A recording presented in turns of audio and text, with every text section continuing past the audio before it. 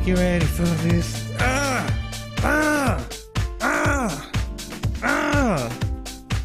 You ever just... Oh, I'm real quiet. Yeah, are you quiet? Probably I'm quiet. I probably have you turned down in Discord. Yeah, I got you turned way down. Turn in it Discord. down. For what? There we for go. My ear holes, my my ear holes. That's You know what what it I mean? is. That's what it is. That's what we do. Am I ready? Chat, are we ready to play some video games today? Holy heck. Good morning, afternoon, and evening, everybody. I totally messed up the intro where I would normally say good morning and Conrad would do his thing. But I mean, good morning, Joe. Oh, good It's afternoon. been a long time. Has it? It feels like it, at least. I shouldn't have left you without a dough. Step 2. 90s music, bro. 90s music. I've missed you. I've missed you, my friend. I've missed this chat. Chat, we got some stuff to talk about. It is a wonderful Tuesday, our local time. It is 10:08 a.m., but it may be Wednesday, October. I almost said November because I'm seeing the 11th. October 12th, 2022. Got out of a long meeting that was happening at the premiere of the GMAE show, and I had an interview scheduled for the start of the GMAE show from a third party. So forgive me as we are an hour late on the show, but you know what? We got a lot to go over today, and then we're going to play in the Bored Ape Yacht Club Miami 2035 experience that I mentioned way early in Alpha Season 3 was one of my favorite experiences from the early testing. Thought that was a Christmas sweater, Joe, says Maxi Mac in the chat.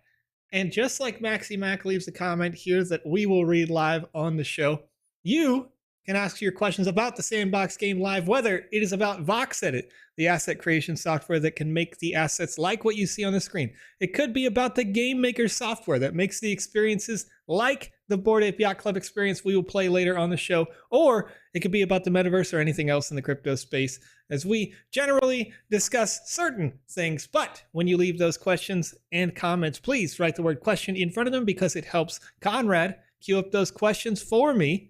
As I will be playing live and want to make sure that we can keep the action going on the screen at the same time as addressing those questions when it is appropriate. And Maxi Mac, you are right. It actually is a Christmas sweater.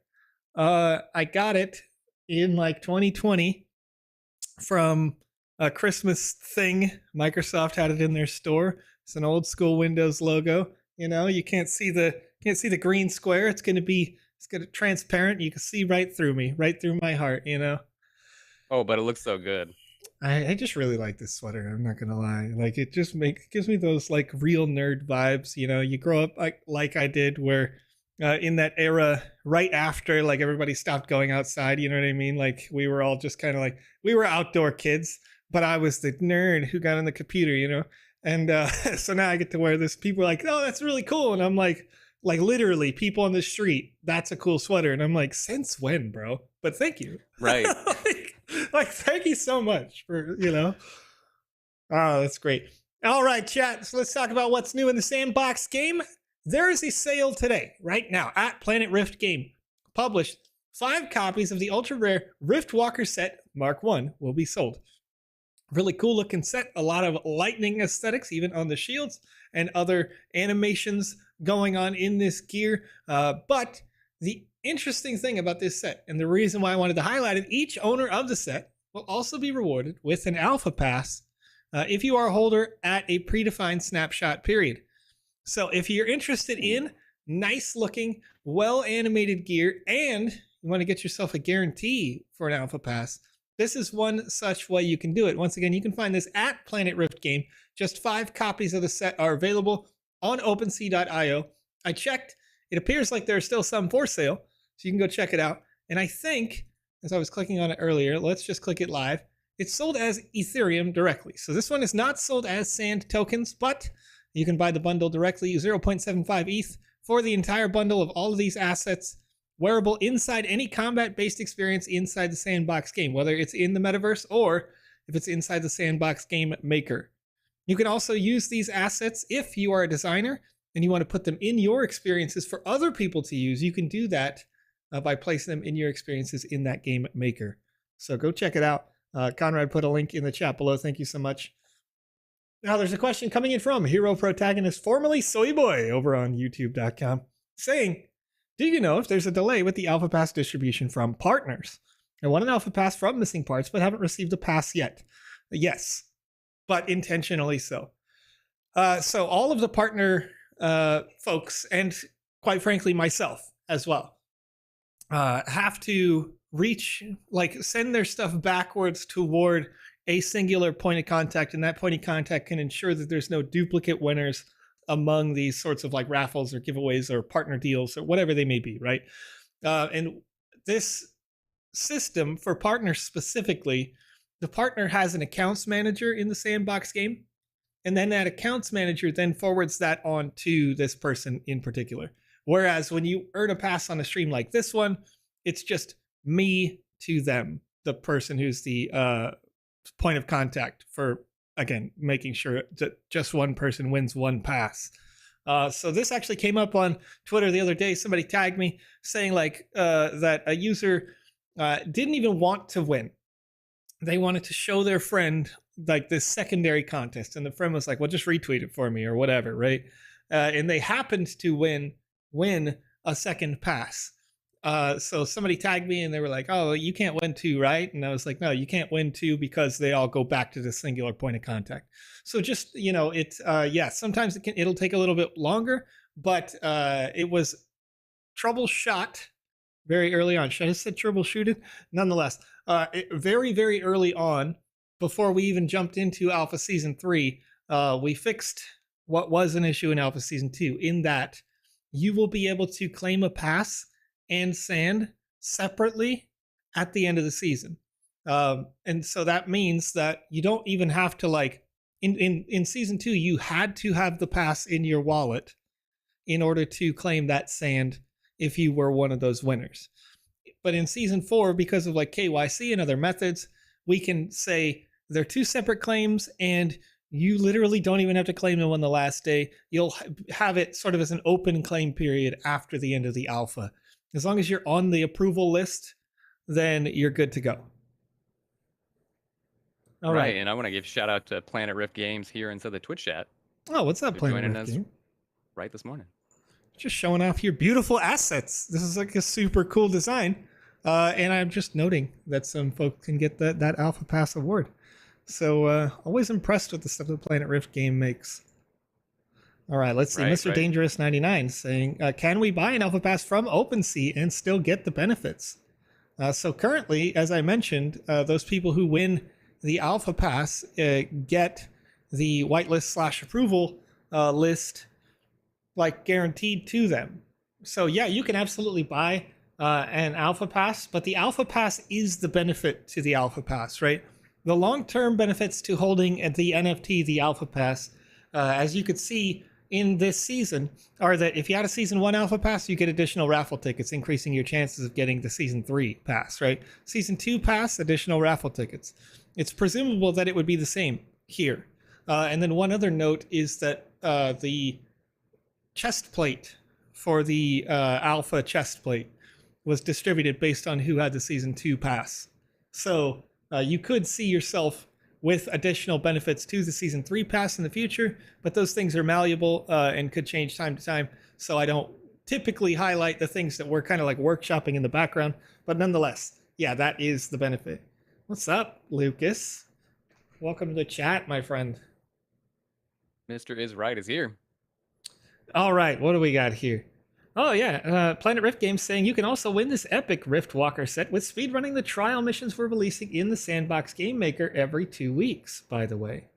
So, go hit them up. Go check that out. Now this, as I mentioned, this is at Planet Rift Game. We got another experience that just launched here today, the Exclusible Grand Palace. A luxury gaming experience filled with surprises and challenges for the best players. You can play this experience right now inside the Sandbox game. That one just launched. Then, we had highlighted on September 8th, Avatar Holder Special Events in Alpha Season 3. So this was highlighted over a month ago, but it's important to understand what's going on right now. So we have the World of Women experience is actually, and I opened this without highlighting the dates specifically, so forgive me, chat. But right now, if you own a World of Women avatar, you have exclusive access to the World of Women experience, in that you can get a specific sand prize that are just for those holders. The same thing happens. It's going to happen with the Aoki avatars, the Doggies, the Bored Ape Yacht Club avatars, People of Crypto, CloneX, and the World of Women Standard and World of Women Galaxy avatars. Different events happening that guarantee sand rewards for those holders. So if you have any of those assets, or you're interested in doing so, look at the schedule of release that'll be on the website of sandbox.game for these special events. All right, because they're going to open up, they're going to have exclusive prizes, and all you have to do is play the experience during that period, just once, right? And continue to hold that asset. So those are open. Then, A Way to Zalia is ready. The Way to Zalia is an experience that was in Alpha Season 2, and in the original Alpha Season 2, if you are joining us for the first time in Season 3. The Season 2 Alpha Hub was completely different than what it was right now. And it was designed with 3 different sort of factions in mind. There were the heroes, the scientists, and the oracles. Well, the Way to Zalia is an oracles experience space that was literally a road that took you to, at the end of the road, there's a very large portal that used to take you into a sort of a social hub that was exclusive. I'll say anybody could go there, but it was designed for the folks who liked the oracles aesthetic. So, you know, it's not set in stone whether the oracles themselves or the factions concept will come about, but nonetheless, it's got an interesting bit of lore in there. And usually these experiences have some of the most frequently played speed running competitions, those race mazes that are around the map there. In these sort of short road-like experiences, people like to play in these a lot. I know that Panda and I played a little while ago, just a whole bunch in there, and of course Panda being much better than I am at any sort of parkour stuff, it wasn't even close, but it was a lot of fun. Love doing them. All right, let me see. Danny says, also, when will the rewards be claimable? So rewards will be claimable about 1 week after the close of the alpha itself, and maybe a little bit before, maybe a little bit after. But we want to make sure that we clean up and double check and triple check the leaderboards before we do distribution. And so the leaderboard will be like the bulk of our work. But for those people who are holding the assets or get on those approval lists, you will have the reward claimable at the same time as the leaderboard. So it may be a little longer than you might expect because it's right at the end of the alpha, but it's, like I said, it's only about a week or so after the close of the experiences themselves for new leaderboard competition. Right, and to add to that, Danny wants to know if the top of the leaderboard will be banned. They're saying that their total speedrun time is 6 hours and the top 200 is 3 hours. And I can confirm with you, Danny, those times are legit. Yeah, and that's the thing that's interesting, Danny, because those people who are playing in those experiences, I can say that there are certain experiences that may have some of their times reset, right? But the users who are at the top of that leaderboard, while it may seem out of reach to us, what I would recommend for you, Danny, is to literally look for YouTube videos, Discord chats, where people are live, like actually working together to be speedrunners in the Sandbox game. Because, you know, as a person, Joe, I'm not as good as probably you. I compared my times with PandaPops, and there are definitely times that PandaPops has gotten where I was like, how did you do that? Right. But then I've had these folks who were at the top of the speedrun list, right? Reach out to me in direct messages at the early part of the season where people were like, they're definitely cheating, right? And they sent me videos, and in the video, they were using this thing that counted the frames per second on the screen, because that, like, it didn't do anything to interrupt or affect the client itself, but literally they wanted precision, right? They were that particular about their speedrunning that they wanted to know exactly what, like if it's 15 frames of walking forward and jumping, to make sure that they get that piece of Voxelite or whatever. They were doing that. So they're very efficient, very particular about the way that they do things, and doing it all on video so that it was very provable in case somebody like me was like, nah, you cheated, right? They could be like, definitely didn't. Here's my proof. And this is kind of standard in the speedrunning community where they will make videos, because way back, like, Sonic the Hedgehog days, Super Mario days, the only way that a speedrunner got to prove that they had the world record was if they literally recorded it like with a VHS tape, right? And they sent in a physical tape in the mail to prove that they did it. So it's like always been a thing that they record these sorts of videos. And I think that you'll find if you look for them, they're more than happy to share with you your like tricks. And then as everybody like learns the new trick, the new thing, they'll like share it with you as well. So there's probably a group of people who are significantly better than the other folks because they share their stuff amongst each other in like closed discords or like YouTube channels that people are sub to and things like that. But you want to look for those for sure.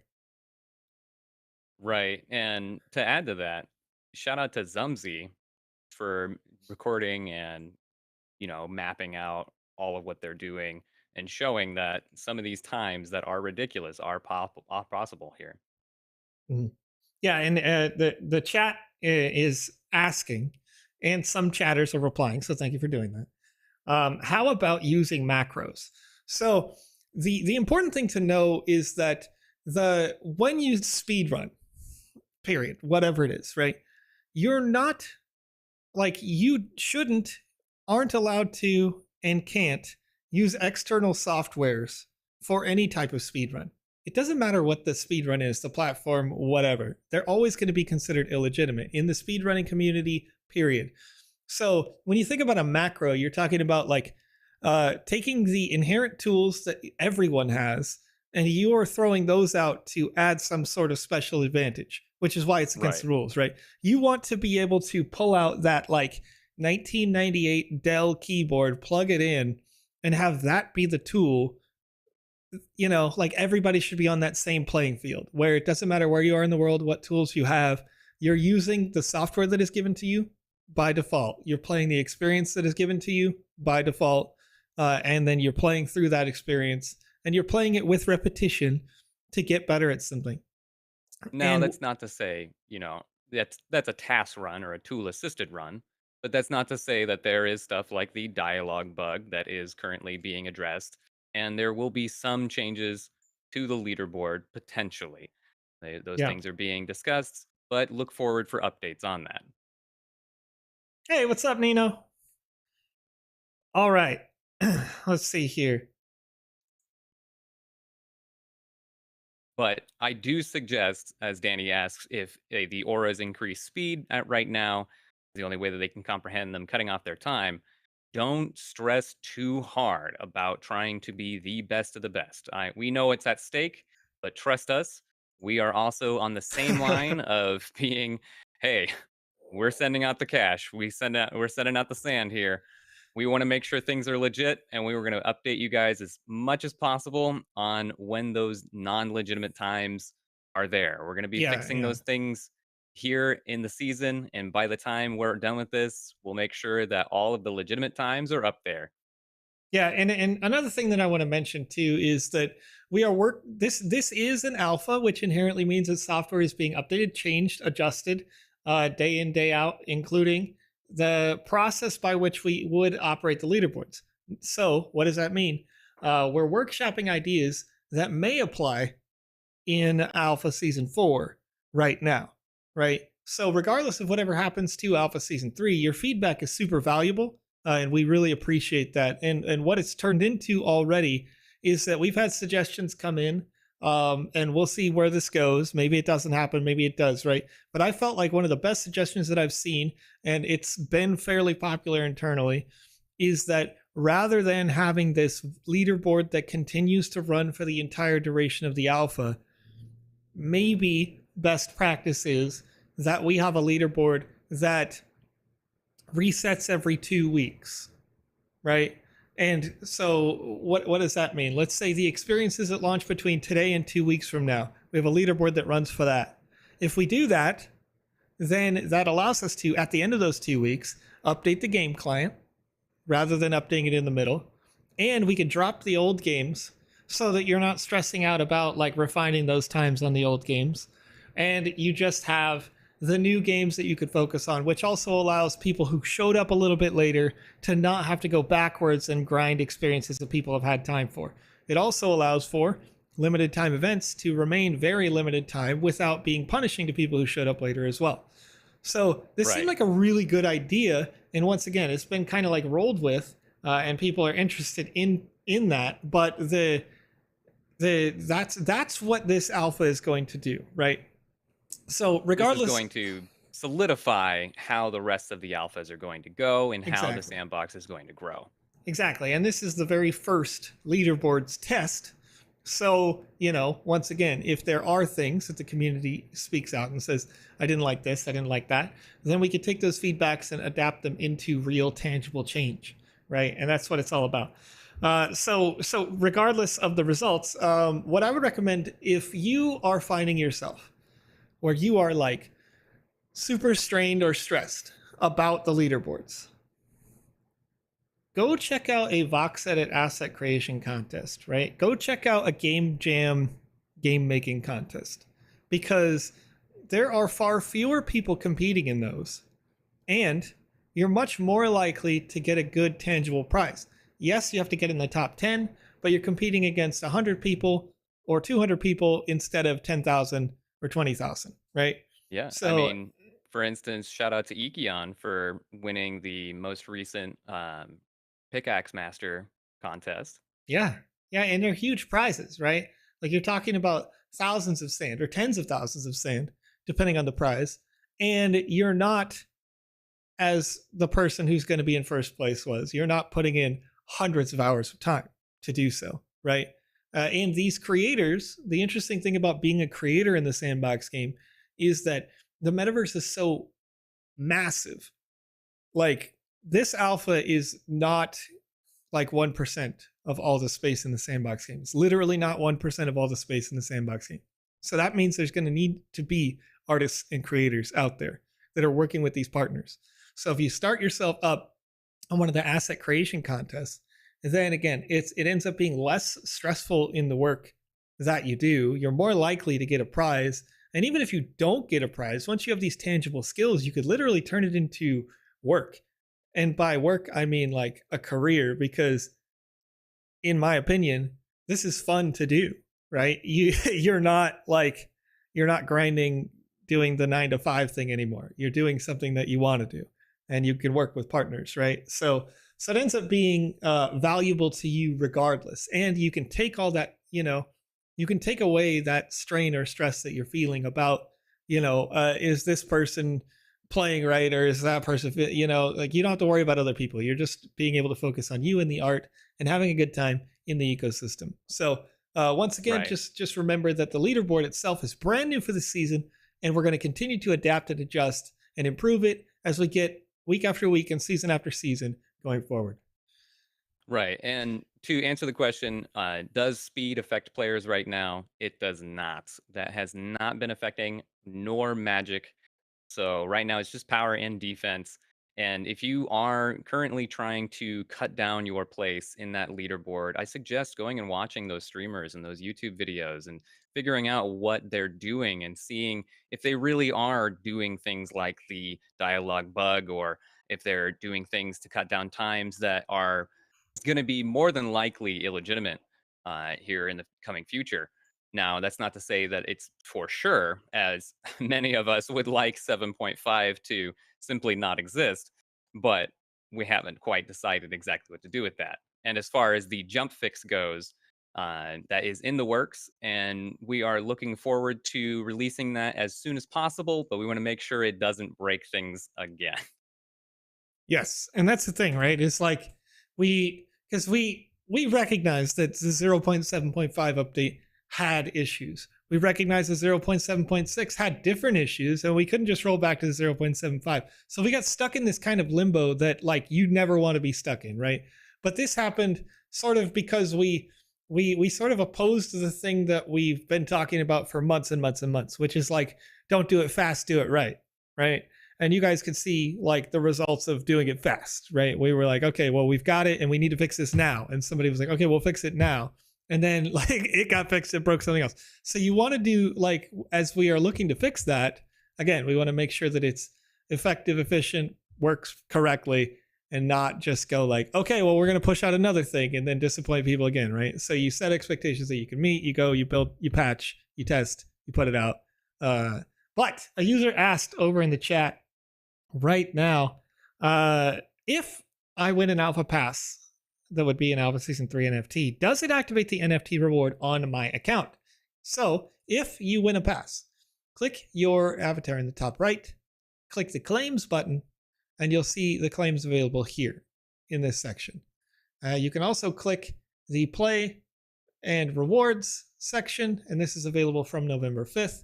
That would say claim rewards here. So as I mentioned before, you don't have to have the you don't actually have to have the pass active on your account. You don't actually have to claim the pass to be able to claim the sand this time. You can get the sand independent from the pass itself. You just have to win it, right? So you put on the approval list, and then the approval list is processed so that you can claim. Right. And we do get some questions inside the chat of, can we actually purchase a alpha pass legitimately on OpenSea right now?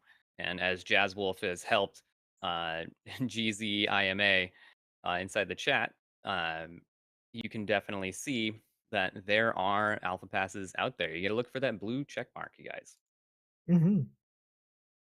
Cool. All right, so let's go play ourselves some BAYC Miami. This experience, I mentioned in a previous stream, was my favorite experience in internal testing. Straight up. It's beautiful. It's a very, very nice looking experience. It's going to be magical looking in the new lighting engine. I'll tell you that. But it's really, I'll probably say this 2 or 3 times, but this is like a love story to their community, right? For those people who are in the Bored Ape Yacht Club community or you're familiar with it, they have a Discord channel that anybody can join. And in their Discord chat, they have a lot of like little internal jokes that when you're there for the first couple of days, you're like, what's going on? Who's what? You know? But I played through this experience having previously owned one of their like mutant apes, and I don't now from like I bought a house, right? Straight up like I was in their chat and like interacting with these people regularly, and this has references to particular community members that are like their moderators. This has references to like jokes that are often made in there. It's got references to the lore of the individual assets that was developed by Yuga Labs. It's got references to all sorts of different stuff in what is a beautiful urban environment. What's up, Hill? Hill's all over it. All right. Hill's like, what's up? Just hanging out on the objective. Mission 1, welcome to Miami. See, and this is interesting too, right? Because you got the character names, engineer, architect. They chose to name this asset, Curtis, as Mission 1, welcome to Miami, just to like really highlight the quest. Obviously the exclamation mark is there, but it leaves you without a doubt. And this is unique. I've never seen anybody do this before in developing an experience where they give the name of the character, the actual name of the quest. All right. And as we got a lot of questions coming in here, Joe, I'm going to quick fire them at you. Okay. So we can catch up with chat here. We definitely see your questions. I'm getting them down. We're a little backlogged, so bear with us as we're going to be playing this experience and answering the questions to the best of our ability and trying to help you guys troubleshoot anything that you need. So right off the bat, Silas over here. I was playing today and a player appeared floating on the map and not even with a nickname. What's the deal with that? Well, so there's a possibility that player, and this is a recognized bug, something that we want to work out, but there's 2 different possibilities. One is that your actual character asset might have been that character. If you don't recognize it, then it probably wasn't the case. But there's one issue that we had where, and this leads back to sort of instance making in the multiplayer building experiences. I'm seeing Ice Pilot crouch on my character already. So welcome to the show, Ice Pilot. I've seen you in the chat, but nonetheless, the one issue that we've noticed is this thing that we call ghosting, which is just like you opened an instance and somebody else opened an instance at the same time, and you got allocated maybe the same instance number, but you're not actually in the same instance because it's a single player experience. And so you may see the ghost of their self in there. And so we're working that out. And then there's the second part, which is like your actual character and your actual self. So somewhere in your map, in almost every map that you play, usually buried in the ground, because of the way that most people design the games, is a copy of yourself and your character. And this is like the T-posing version of yourself, the default position, whatever that may be. And it just stands there awkwardly. And so I've seen them lots of different times when I was playtesting experiences, because obviously I do sort of like break them with Conrad here on a sort of more intense level. So if you could find a way to get yourself under the ground of this experience, you would probably see yourself in the corner, but you won't see everybody else, which is again, it's just a sort of an early development thing that eventually that'll get sorted out. But for now, yeah. All right. Right. And Life Made Me Paul, or Paul Made Me, or Paul Life Made Me, as he's known on Twitch. What do you feel about bugs being patched during the alpha itself? Sure.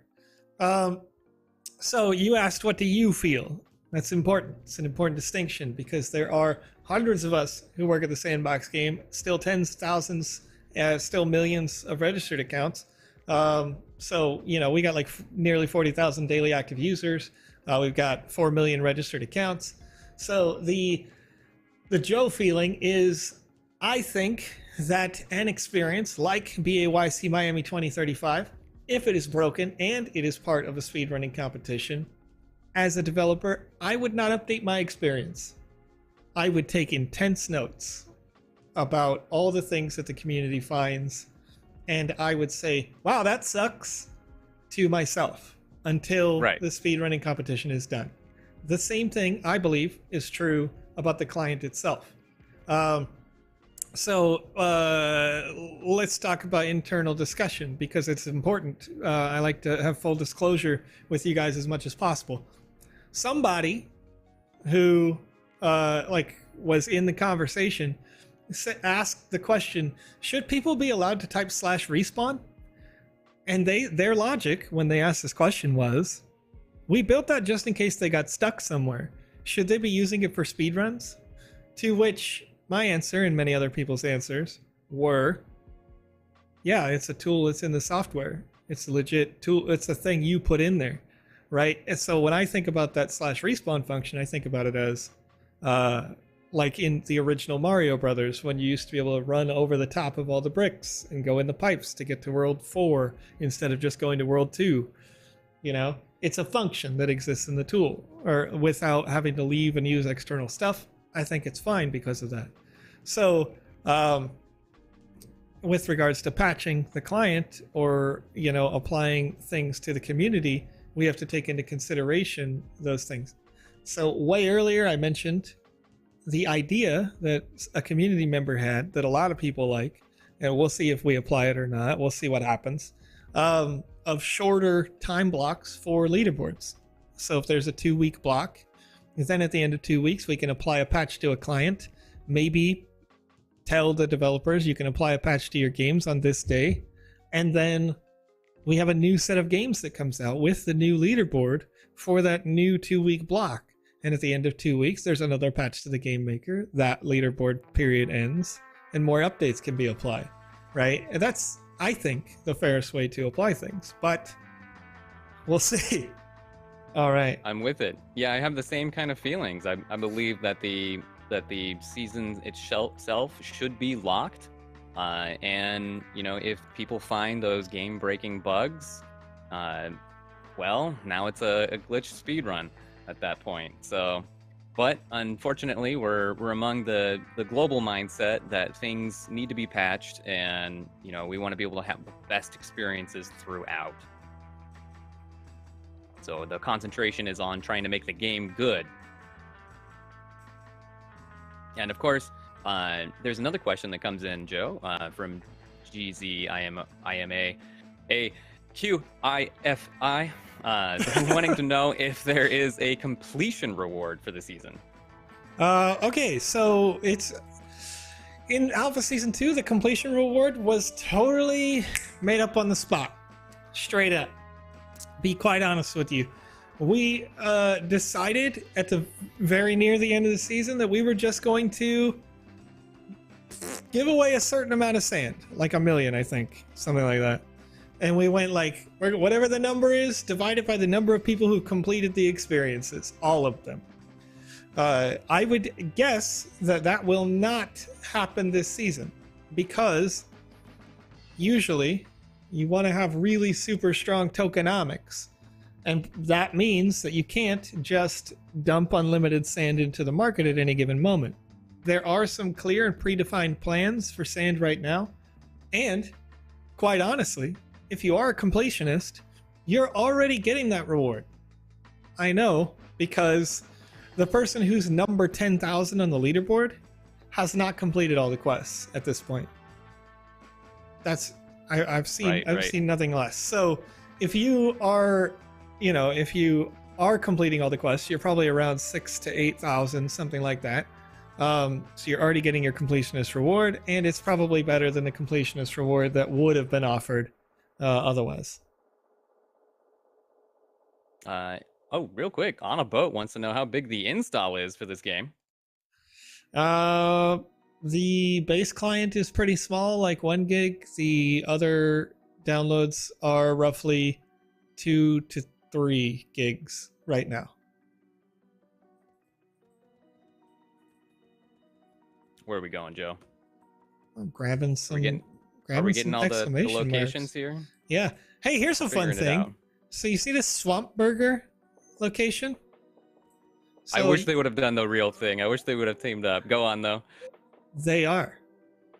Oh, nice. Yeah. So in Long Beach, California right now, there is a place called, what is it? Board. Oh my gosh. How did I forget? Board and Hungry. Thank you. The Board and Hungry. And a person who owned a Bored Ape said, I'm going to keep this ape. I'm going to use it as my logo because that's allowed. You can do whatever you want with your IP, right? And so they have a burger restaurant that serves like a double patty pressed burger. It looks really good. If you're in that area, you should go check it out. If you own a Bored Ape Yacht Club asset, you just straight up get lunch for free going there. So like the utility, you know what I mean? But they saw that this experience was in the game, and they were like, oh man, geez, it's a shame that we couldn't have Bored and Hungry be the Swamp Burger. And then the dev who made this game for the Bored Ape Yacht Club was like, let's go. All right, let's get it. Let's put it in the game. They're working on it, from my understanding, right now. And I thought that was super cool to see. Just to see, like, these two, like, regular community members building up a space. And it's going to be interesting to see how the internals of this change, because I know what the restaurant looks like on the inside. And I'm gonna have a good time.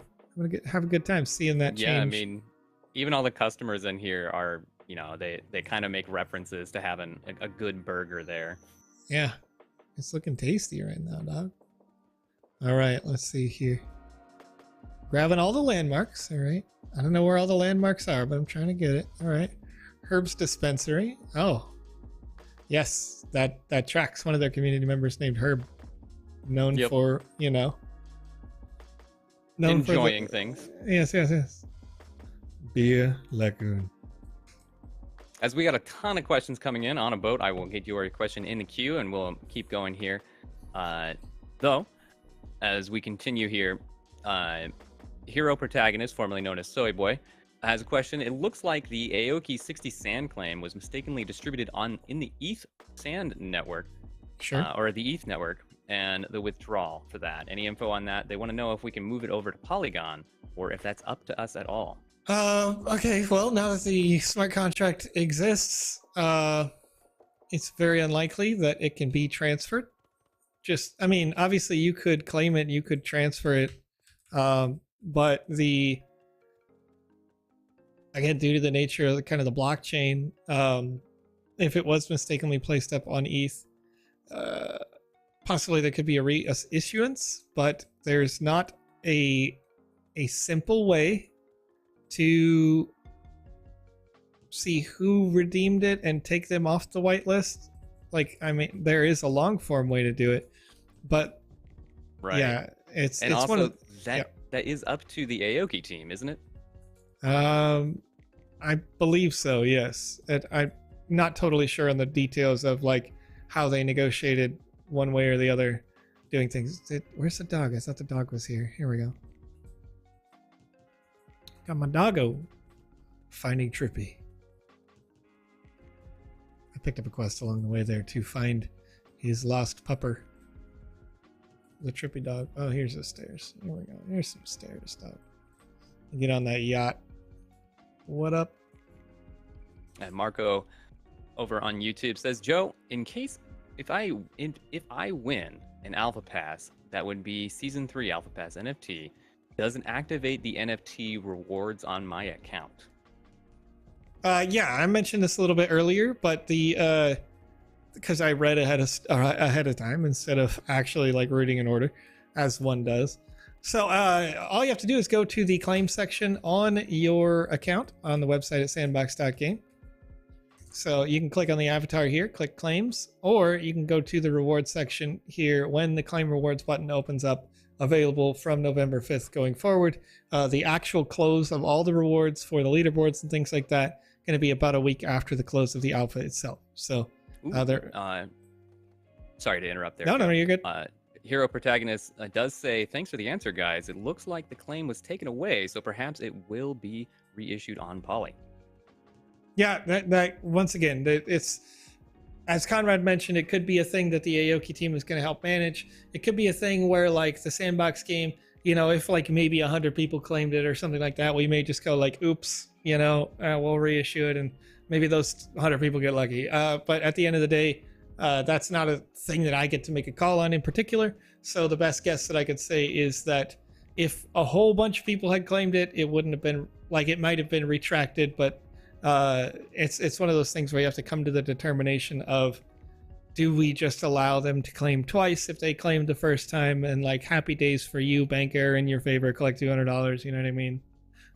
You pass go. Yeah, you pass go, you know, it is what it is. But it's okay. You know, we'll move forward.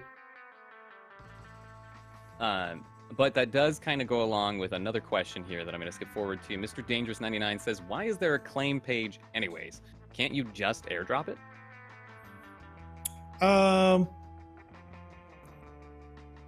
Yeah.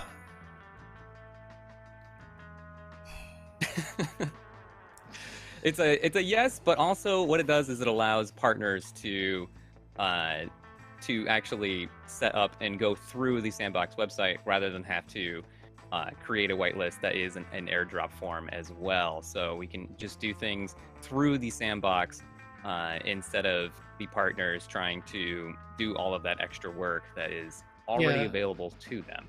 Well, let's talk about the other side. And this is purely a business dynamics thing that I hope that you can understand when I say this, because you are probably somebody who is invested in the Sandbox game. You care about the platform, you care about the product, and you don't just care about the money. And if those things are the case, then you understand that an airdrop is disadvantageous because they just go like, oh, cool, more sand is in my wallet from this thing that I, you know, if they don't care, they go, oh, I don't care about this, but I got my sand, and they sell it, right? But if you have people converting clicks into the website, you get people who are viewing the website. They may come in from having won something, and they'll be like, oh, the Bored Ape experience is out today. I care about that. This thing that they would have never even looked at before. Now they're actually playing, engaging, you know, maybe sharing, whatever, they're talking about it.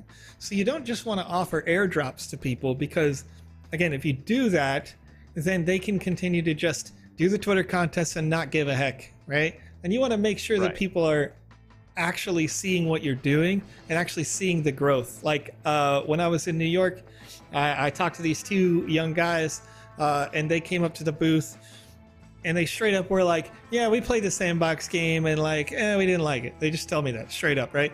And I was like, cool, what did you not like? And they were like, they talked about all these problems that were in Alpha Season 1 that at the time didn't exist. We already finished Alpha Season 2, right? And so I was like, it sounds to me like you played in Alpha Season 1. Did you know that there was a Season 2? And both of the guys were like, no, I had no idea. And I was like, we fixed this, we fixed this, we fixed this, we fixed it, right? And I start drilling off these things, and they were like, oh, wow, you're actually doing a lot of stuff that's really good, right? And so that's the value of not just airdropping somebody some token or whatever it may be, an NFT or something, is that they get to show up and see that you are growing, you're adapting, changing, fixing, adjusting, and maybe they give it another shot and they find out that it's fun now, and if it wasn't fun before or whatever. Right. And as Danny puts, more engagement exclamation point. We definitely want to show that we do care and we are trying to make a community. I mean, for instance, there's plenty of Discords that everybody can join, that communities are creating, and there's lots and lots of natural growth and organic growth that is happening out there where people are connecting and making it more than just the sandbox and more than just money. Mm-hmm. Yeah. And Danny asking a question unaffiliated with the Sandbox game, but I'm going to address it before, just because. They say, why was gas so high the other day? So, Danny, gas fees increase purely on the basis that you, as consumers, the general public, want them to. If there was anything desirable, whether, let's say, for example, that everybody didn't want their Ethereum anymore at the exact same time. If the whole world said, I'm out of here, they would process a transaction on that network at the same time. And if they want their transaction to be first, they have to pay a higher gas fee to get in the front of the line. That's how the gas fees work. So they'll, Allodev over here, right in the game. What's up, Allo? They might go, I'm gonna sell all my ETH today. And if they did that, and Kaizoku wanted to go first, Kaizoku would have to pay a higher gas fee. And so that'll run things up. If you see a highly desirable NFT launch, or you see, like the other side lands launch was so popular that it basically locked down the entire ETH network when it launched. 100,000 tokens issued all at the exact same time.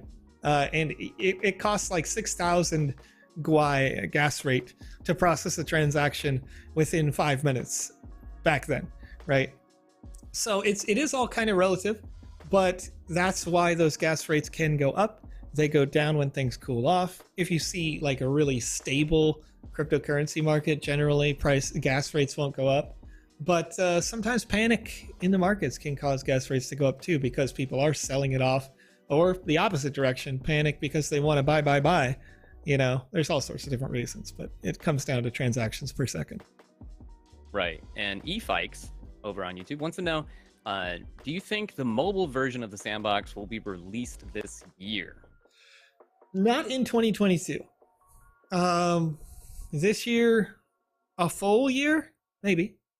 Sure. Okay. Yeah, it's one of those things where, like, I don't see these features as fully feature filled in a year personally, but maybe they are. Maybe I get surprised, right? Because building the Aokis and all the Bored Apes and stuff like that, those artists cracked that out, man. They got it done in like 3 to 6 months, depending on the project. They were able to build, 10,000 assets with each individual parts of potentially 10, 20, whatever for each component, like the hats on the Bored Apes, things like that. When you look at those sorts of builds, those are big projects. Now we talk about mechanics like multiplayer, just multiplayer interactivity. My ability to pick up a block and drop it, and then you go pick up the same block and drop it somewhere else, that actually requires a lot of work. And taking that up to 11 and just put the function in and then see how much it makes you lag, right?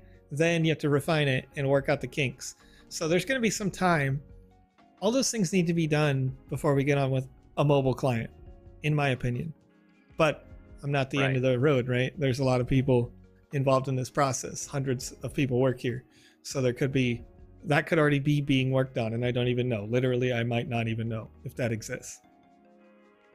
Right. And Hojak King over on YouTube is having troubles getting into the Wonder Women Museum. It appears to be locked for them. Yeah, the World of Women experience is currently gated to World of Women asset owners. So that will re-unlock. I think it's on the 16th. It'll unlock to the general public again. This is a special event for World of Women holders that they have a sand prize pool if they complete a quest during this period. That's why it is locked for now. The same thing happened with like the People of Crypto avatars that were launched. They had a special event experience earlier on in the season. The Aokis, there's all sorts of different groups that have it. We talked about it at the top of the show. I don't still have the article opener. I would show you all the different assets, but the World of Women Galaxy will have one as well later, which is a different series of NFTs. So yeah, you'll see some more of those. Right. And DJ over on YouTube wants to know, Aoki is coming to Bangalore, they say. Will the Aoki avatar owners have an entry? And I think I can answer this one. That is entirely up to the Aoki team themselves, so I would definitely go ask them. I'm not sure.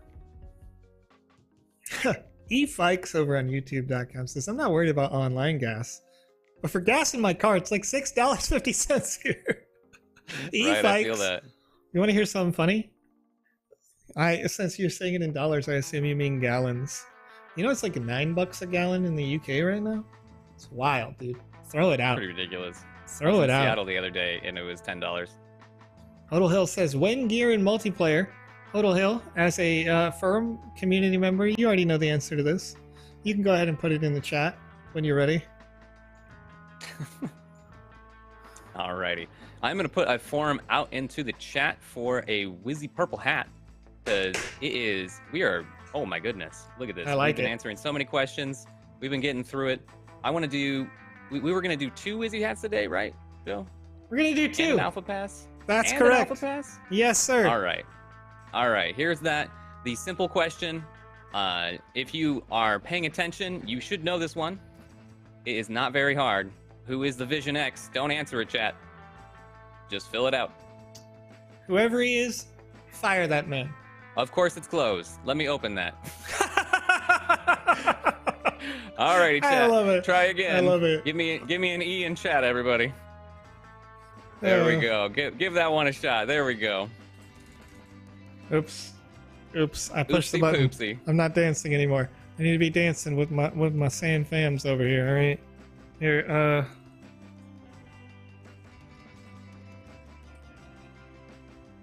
So what we mean by gear in multiplayer on a boat is currently when you purchase an NFT equipment, you can use it inside of any single FF. It's E to pay respects in the sandbox, Joe. Yeah, I know, but but otherwise, what we mean by that is there is equipment that you can use in any single player experience, and when you go into a multiplayer experience, you cannot equip any of those items. Yeah, and that's the thing that's essentially what we need to do in order to make that possible is we need to turn off the functionality of the items to make them only vanity items, but only when you're in a multiplayer experience. So right now you can't push the letter I to equip your NFTs, but if you're in a single player or combat-based experience in the Sandbox game or in the Game Maker, you can press I, it'll open your inventory, and you'll see all your NFTs on the left side of the screen. You can equip things like hats and whatnot. There was a lovely user over, I think it was OneBotXT or something like that, that messaged me on Twitter, and they said, hey, I found a way where I can pretend to wear your stuff, right? You don't own the NFT, but they were able to pretend to wear the stuff in an experience. And so they were like, I'm going to send you all the details and we're going to get it sorted out. And that's the kind of activity that I love to see in the Sandbox game right now, especially as we are here in this alpha period, right? Whether it be a couple of months or a year or whatever it's going to be for the continuation of alpha, this is where we fix things and make them ready for the full launch. This is where we make sure that when we launch on mobile, which the Sandbox Evolution had 40 million downloads on iOS and Android. So if we're going to onboard another 40 million people, making this community 10 times larger than it currently is for registered users, we're going to want to make sure that the stuff works now.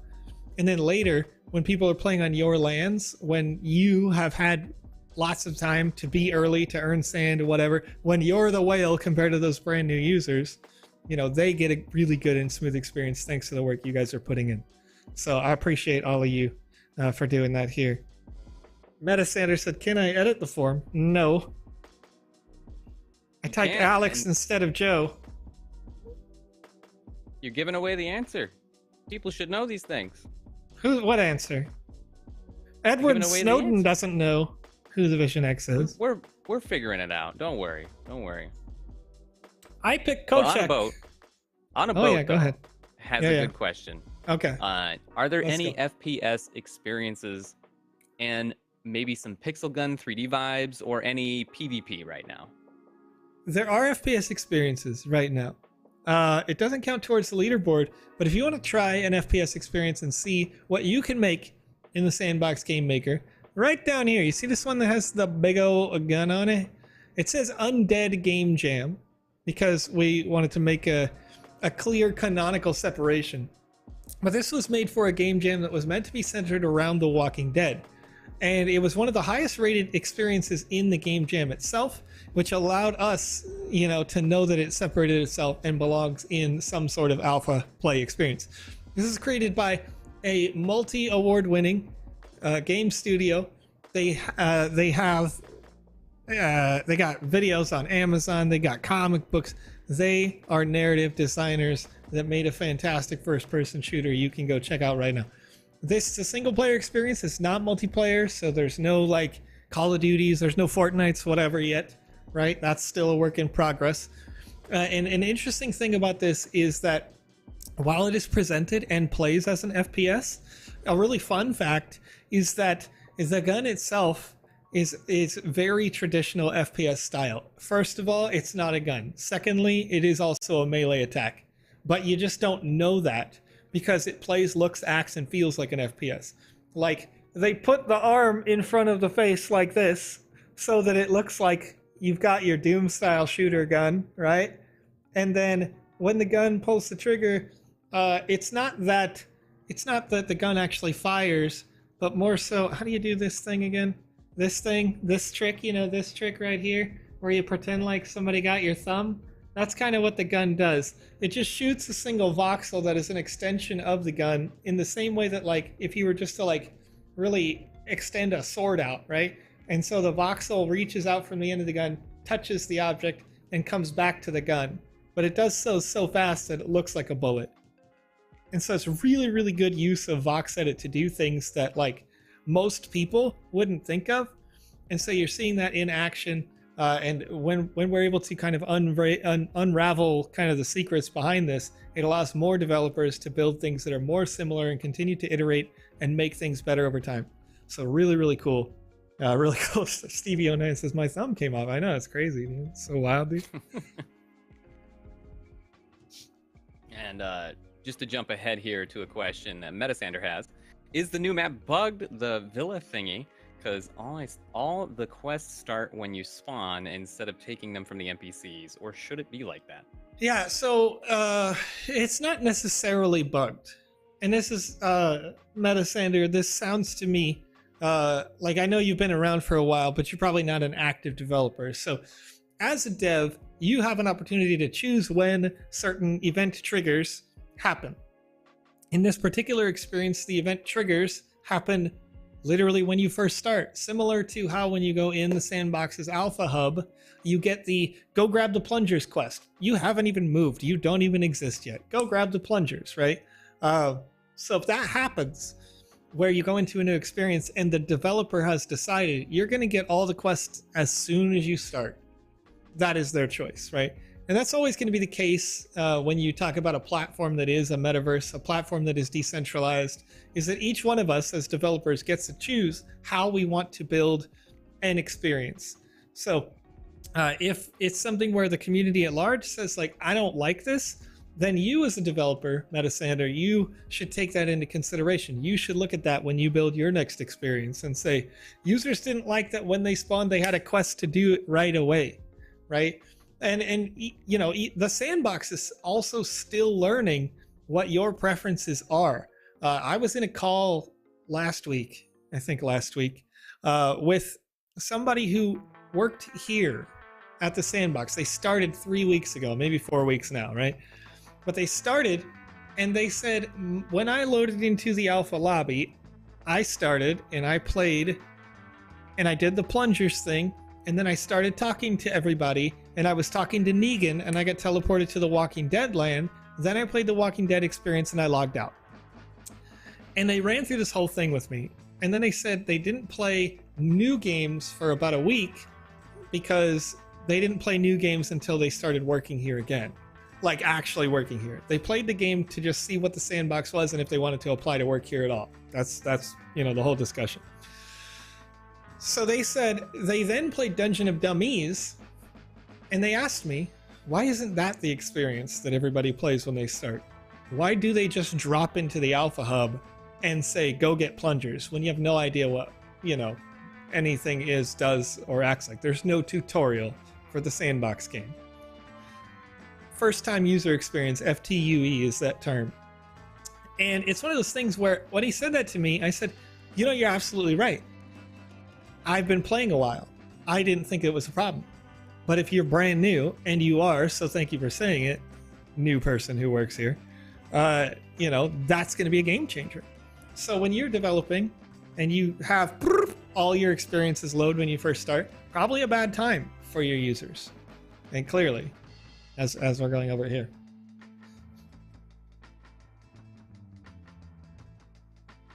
All right, let's see here. Okay. Sparky Snickle saying they have quest givers, but the quest auto load feels like maybe it was not by choice. That could possibly happen, Sparky, if they were developing in 0.6.24 for a very long time. And then the 0.7x update went out, but they didn't send it out in 0.7x, but they sent it out in 0.6.24. Maybe that's the issue. If that is the case, they may issue an update. And that would probably make everybody's experience better, except for like a handful of people who would say, why was this update issued after the thing came out, right? So it's one of those things. I'm gonna shut down this form. And I'm gonna start dedupifying that one. And okay. Joe, because we only have so much time, are we gonna do that Wizzy or are we gonna do that Alpha next? I don't know. Time is not an object for me today. But are we just having fun? I mean, sort of, yeah. These are good questions so far. I want to make sure that we do 2 Wizzy hats and an Alpha Pass. But we can do the Alpha Pass next if you like. Alrighty, well, we'll check it out. Okay, so Greed 1425 says, question, I missed some of the event quests on the map. Does that reduce my chances of being on that leaderboard? Sort of, but not really. So I mentioned earlier on in the stream that right now, if you completed all the quests that were in the Sandbox game, you would definitely be in the top 10,000. That is the leaderboard. I know that PandaPops has not completed all the quests, but is much further than me and is still like rank 8,000 or something like that. So the reason why I mention that is that you have a chance. Is what I'm saying. I feel like there's a lot of people who are playing all the experiences and they're trying to play them too hardcore, quite frankly. There's a few people who can handle that, right? There's not that many people who can handle that. People who are spending 40 hours a week speedrunning in the Sandbox game right now, I'm noticing are getting burnt out, straight up. And we tried to advise that you don't do 40 hours a week. I personally am not doing that. I'll play the games here live. I'll do all the quests that I can do while I'm answering questions. I'll shut it down, right? Maybe on the weekends, I go play a couple of quests to catch back up, have some fun with it, enjoy it. But I'm not trying to like take it so serious and so intense that like you get, again, burnt out. You don't want to do that. A game should be fun and not I've been playing people's Ragnarok submissions instead of doing the alpha right now. Yeah, and the Ragnarok Game Jam submissions have looked really, really cool. And that's another alternative that you could do if you just want to have fun and you don't care about the leaderboards, you don't care about the high scores, and you can go and do that. The BitFox asking, any news about update 0.7.7? It was originally scheduled to release last Friday, but as is the nature of these releases, we can have those conversations and let's say we're going through the flow and they go, yeah, it's past this QA check, it's past this QA check. And, you know, you're doing it like 30 different times in different ways and trying to break it in different ways. And then somebody goes, hold up, that broke. And then, okay, back to the drawing board. Let's make sure that it works right instead of going out fast. The reason why 0.7.5 didn't work is because somebody said, I have a problem, and we fixed it, right? And we pushed it instead of being very highly scrutinous. And the 0.7.6 update was, again, the exact same thing on a Friday, where we just went, I fixed the problem from this 0.7.5, and then it broke something else in a different way.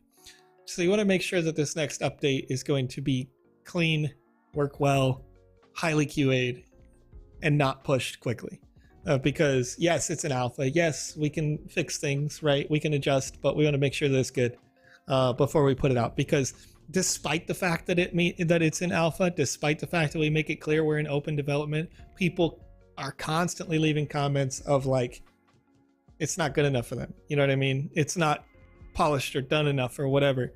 And like, people have the expectation that you are putting out a fully completed AAA product with absolutely every patch, even though you make it clear that we are in active development and that there may be flaws. Like, general consumers don't really care.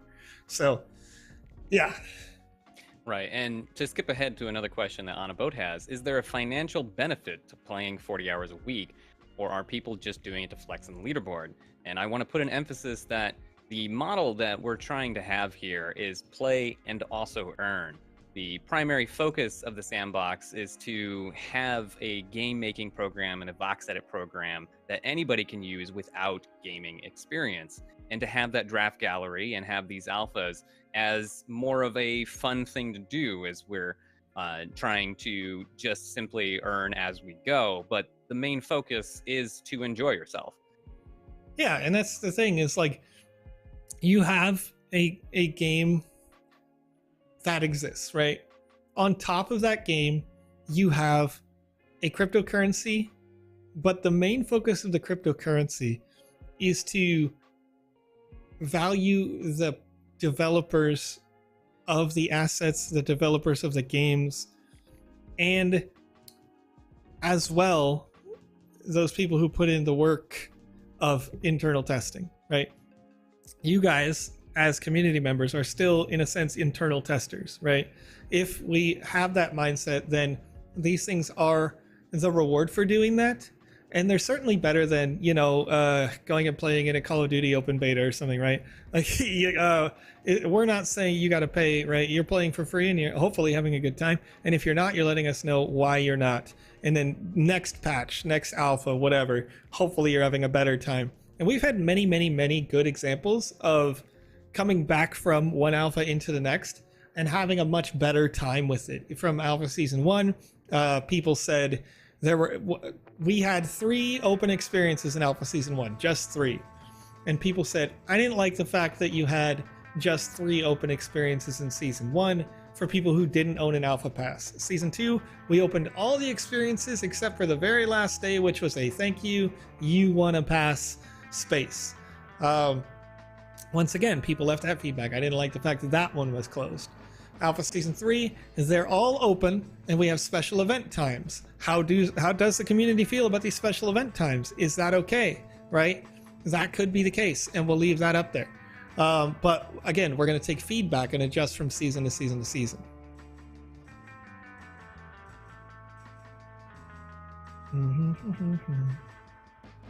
All right, answering your question in the chat there.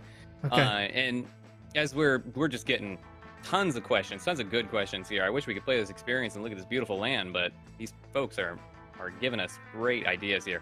Mr. Dangerous 99, and I want, before I answer this one, I do want to emphasize that we do this show on the daily normally to play everybody's experiences and to test those out for everyone here. And we take game suggestions when we're not in alpha to make sure that we can get your games highlighted on this stream, and then to break them and show you what's wrong with them and get them to that next level. Joe has that title of Game Breaker for a reason. But Mr. Dangerous 99 says, you know how there's 10 free transactions when staking sand? Do you think we'll be able to use those free transactions on the claim page in the future? you should be able to use those free transactions, maybe on the claim page, but the free transactions happen only on the Polygon network transactions, and they have that turned on. How it actually works is rather than pay gas in Matic tokens, because it's on Poly, you pay the gas in Sand tokens. And in the case where it says it's free, that's because we, the Sandbox, pay that gas fee for you as Sand. So our partner company that helps us manage that converts that Sand to Matic for those transactions. Right. And Marco says, Joe, if there is no completion reward at the end of the season, what will keep people going? Like on a leaderboard, not everyone is going to be the fastest to be in that 10K spot. Yeah. Marco, I'm going to be quite honest with you. Are you only playing for money? Right.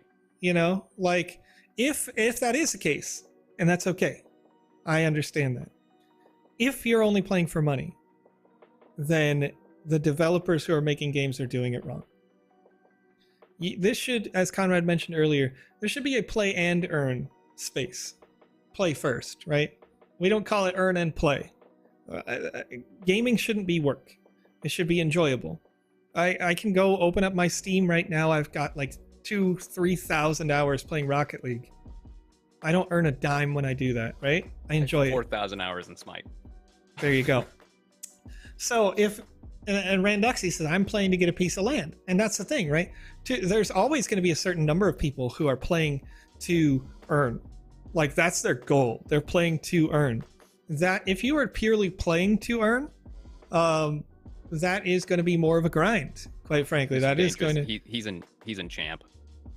Yeah, I'm right now champ 1, but I don't really play that often. Anyways, as you were saying. Yeah, just the comment. Anyway, so if you're playing to earn, the play mechanics right now, in order to make sure that the metaverse does have a lot of experiences, if we go to the map, I'm going to show you why this makes sense. If you are playing, you're going to get the smallest share of new Sand tokens that are issued into the economy, period. Because despite the fact that there are millions and millions of Sand being distributed in this alpha, and there will be in future alphas as well, this is the size of the whole alpha, and not even. It takes up half the size of this one block. And I've said this before, and I'll say it again. Let me zoom out on the map here so you can see the whole metaverse. Look at how small the alpha is compared to the rest of the metaverse, right? We, as a platform, in order to make sure that the whole rest of the metaverse is filled up with high quality content, we as a platform have to incentivize rewards for VoxEdit asset creators. We have to incentivize reward for game makers, people who will come into the ecosystem, learn and use and build with the tool. And so those are going to get the lion's share of new Sand. So if you're here because you want to get yourself a land, as it was mentioned in the chat earlier, then I would recommend that you start building in VoxEdit and that you start building in, your game maker and learn and make games there. Because if you win one of those contests, the minimum prize is almost enough to get yourself a land straight up. Just boom. And you don't even have to win. If you get competitive and you get good and you've got high quality asset creation, you could reach out to Game5 Ventures tomorrow and say, hey, I know what I'm doing with these tools. You want to pay me? I'll make your game. And you could say, like, you already know that this is going to come out in the next year for like the general public to all be making games and have them on your lands. And you've got this 24x24 that's going to take a 2x2 takes 6 months to build if you do it right. A 2x2, and this person has 24x24. What are they going to do with all that land? They need you as developers, right?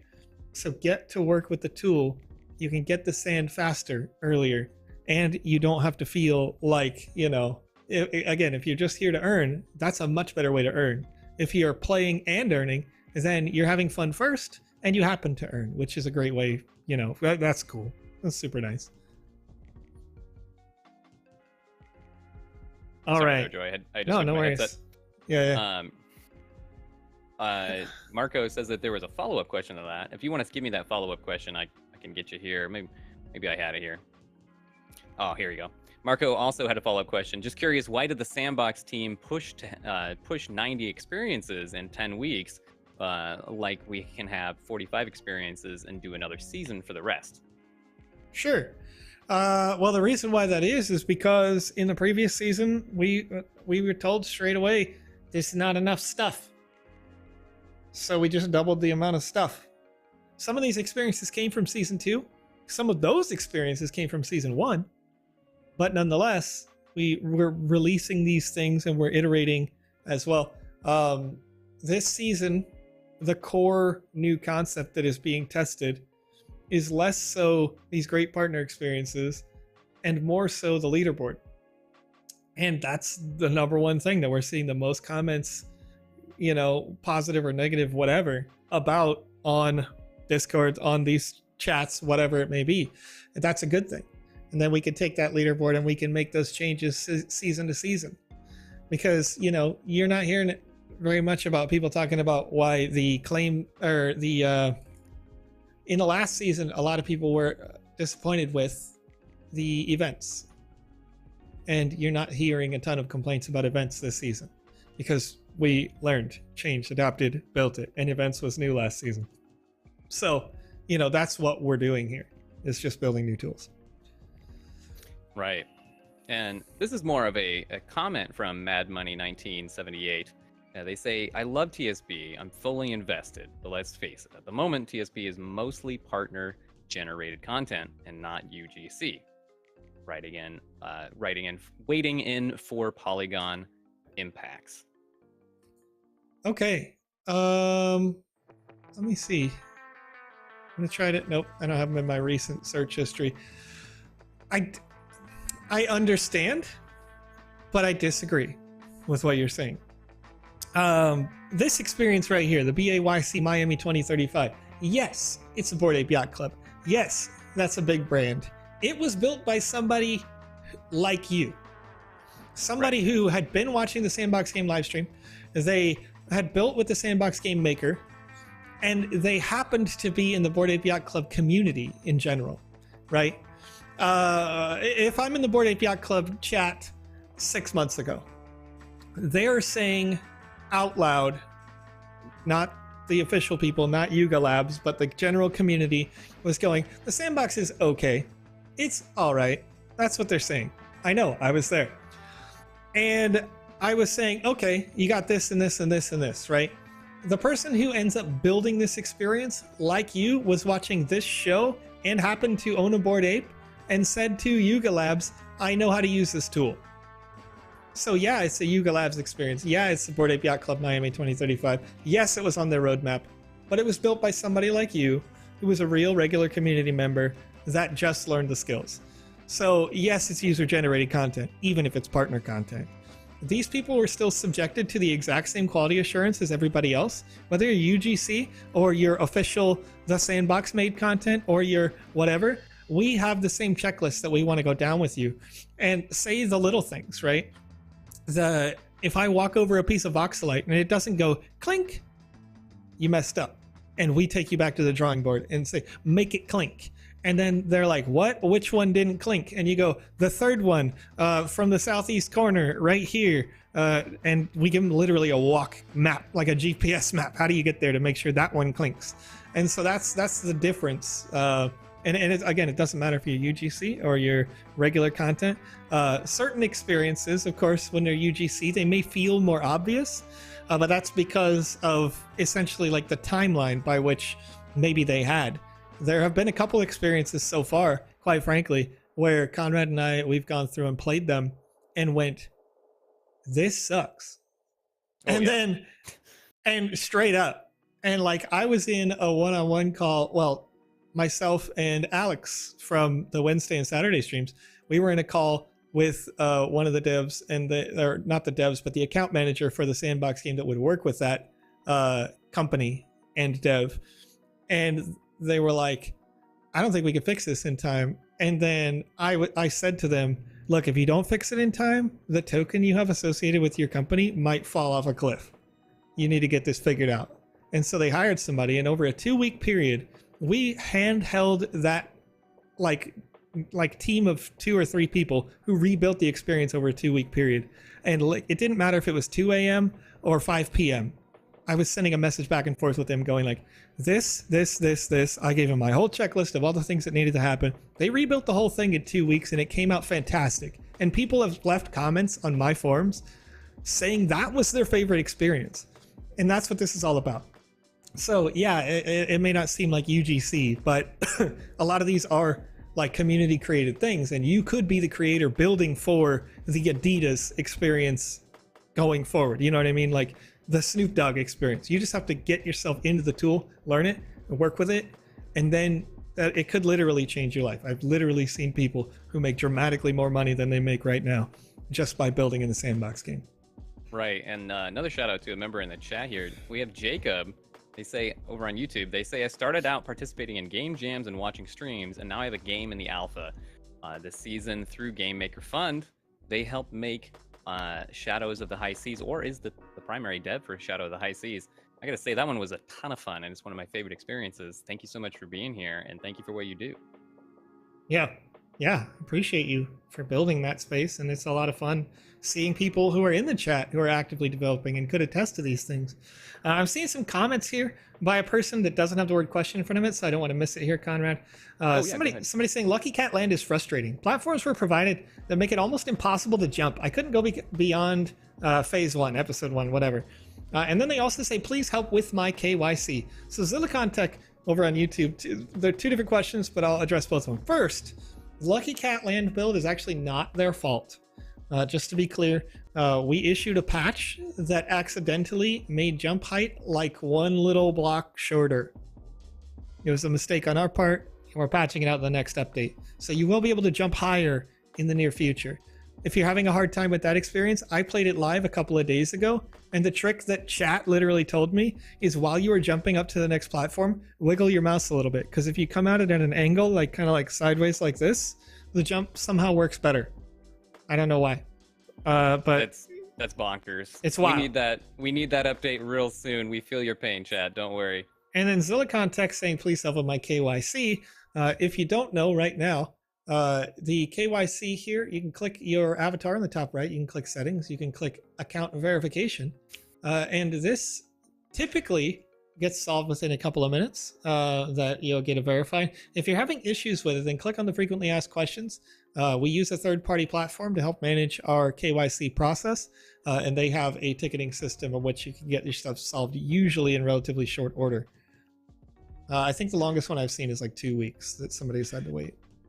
JKing and Golden Boy over on Twitch, both giving us some wiggle comments. I can appreciate those, giving me a good crack up over here. There we go. Now, Libra Stark over on YouTube. It would be so cool to have a Sandbox University experience where people can learn the Game Maker and VoxEdit efficiently. The reward could be the ability to mint or level up an account. What if I told you this already exists? Right. You should look up on Twitter Becky Latoff, BECKY space LATOFF. Steam Cultivator. At Steam Cultivator, yes. So they are the manager of educational experiences in the Sandbox game, and they can connect you with a platform that was officially giving people like a Sandbox certification sort of thing. Like you want to get your first steps in here. There are other platforms. I know that the Tempest Studios folks have done this, and then I'm not sure if there was a couple of guys. Class Metaverse, I believe it's called. The Metaverse Master Class for sure. That was a Tempest Studios thing, so look that up. They have a program that was running, and then there's a couple of other guys, and for whatever reason, it's eluding me now. Like man, I saw them in person in New York. Conrad, do you remember the other one? Chat's gonna remember it before I do. Sparky's saying, is the boot camp still running? There's so many good resources out there. That was the reason why I recommended talking to Becky about it. There we go. Squiggleverse has another one. Yeah, there we go. Yeah, Squiggleverse was what I was thinking of too, because they did an introductory course. The thing about the Squiggleverse is that I would recommend, if you do take the Squiggleverse's course, if they give you an option, donate to that, because I know they were offering it for free, but quite often, like folks who are making really great products, especially brand new young companies who don't know that they also need to pay themselves. And that seems like a wild proposition, right? But I made the same mistake when I was writing early on in my career. I was doing journalism, and we had like a good million and a half people who were listening to a podcast, and it didn't matter because I didn't have an account executive. I had nobody who helped me pay the bills, and eventually I had to shut down the website because I wasn't earning money, you know? And so if you get an opportunity, if they have a donation option or something like that, do that for those folks. Because you got to make sure that goes well. Maxi Max saying, I'm also a student with Tempest, waiting on further courses. Team are busy at the moment. Interesting. All right. Sarbul All saying about the Game Maker courses, it'd be good to have info somewhere. So let me, there is info somewhere. You can go to sandbox.game.getbook.io. I can't put it in the chat, Conrad, but if you could pull this link for me. GITBOOK. That is sandbox.game.getbook.io. The Sandbox game does have resources where you can learn about all sorts of things in the platform, including educational Game Maker Fund, ambassador program, creators, how do you design and publish games, how do you buy and sell assets, what are gems and catalysts, all sorts of things here. And this is, I guess this is a less commonly used resource at this point, but nonetheless. Now, right now in the chat, it looks like Conrad has linked a forums.gle for a Wizzy the Purple enhanced hat. I did another one because our winner of the first one was Yaznowski. Congratulations, my friend. Hey, I think they won an Alpha Pass the other day. I think they won an Alpha Pass recently. I rolled my random number generator, and they won this hat. So congratulations. Nice. I think you have all the luck, and you should not buy any scratch tickets or gamble from now on. Salman Ketty asking over on twitch.tv. Joe, can you give us a spoiler before the announcements? I won't. It was a Lulu Cupid. That's right. About chat bug things. Panda said it will not count and the leaderboard will change. I can confirm that the leaderboard will probably change to some effect, but what does it mean to say they will not count? We'll find that out once the final determination has been made. Won a Lululand Cupid, not an Alpha Pass. Nice. That's okay. Right. That's right. We'll see if you can get that Alpha Pass and see if your luck is really completely out. That would just be insane. Literally, that would be insane if they had won in like an Alpha Pass at all. That would just be wild to me. Let alone before we move on, before the Git book there, Sparky Snickle has a good question. How often is the Git book updated? The Git book is updated.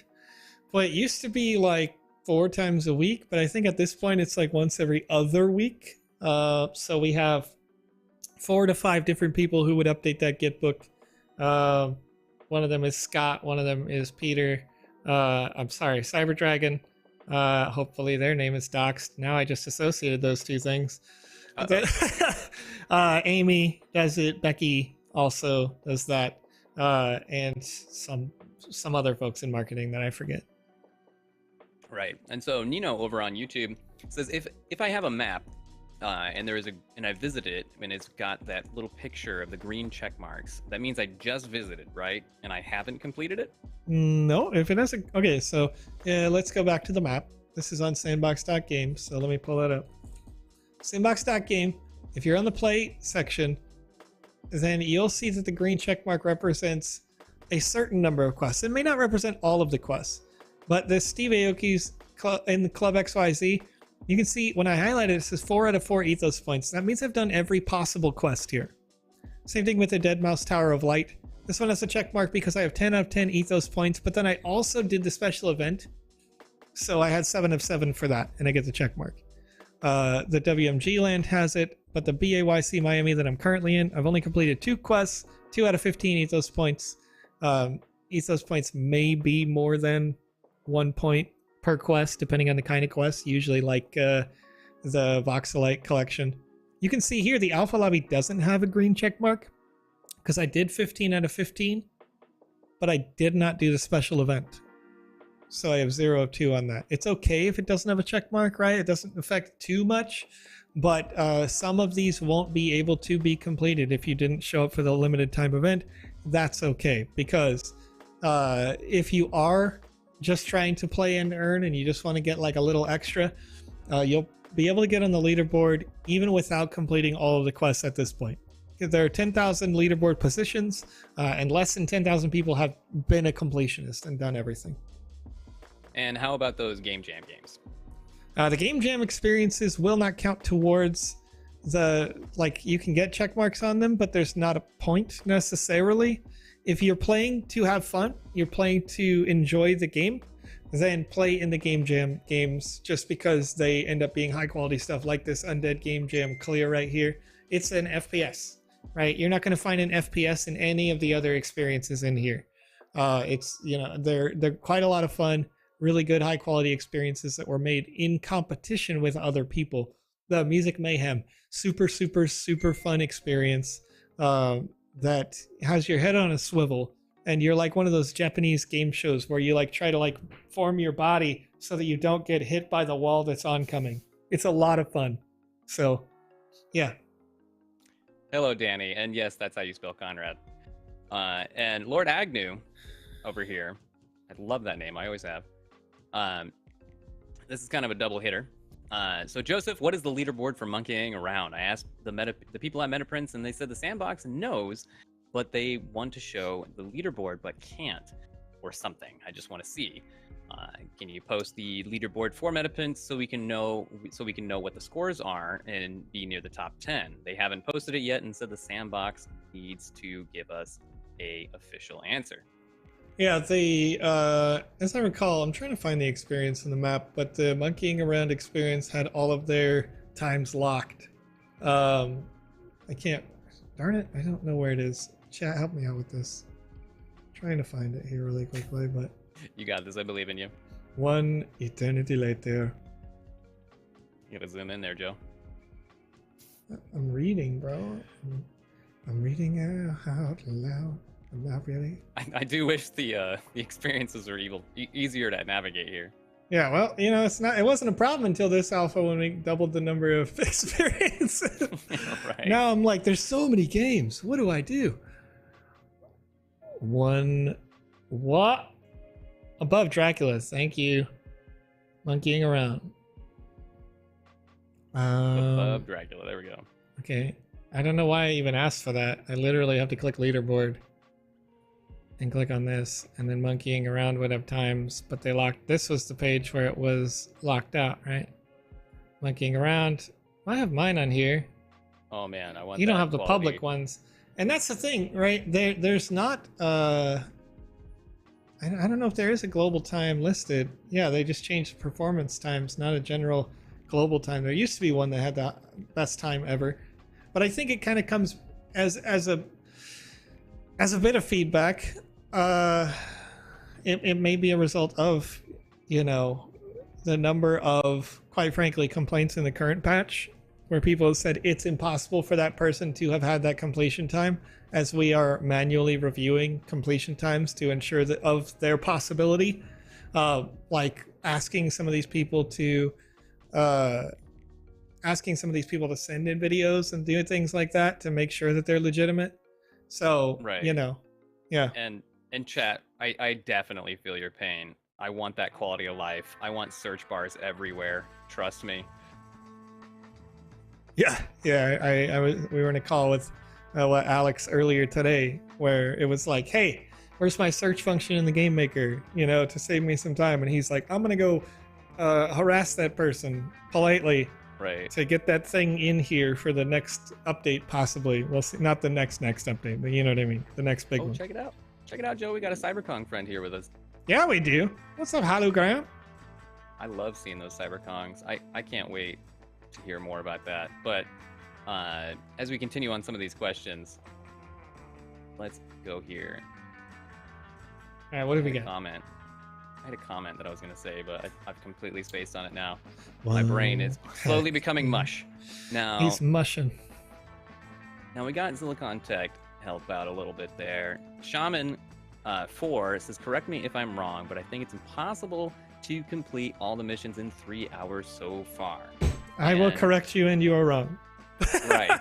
There is some pretty ridiculous times out there, and if there is a time that is illegitimate through cheating, it will get taken care of. We are looking at cheat detection. We are figuring that out. So just don't hold your breath. We're going to take care of it.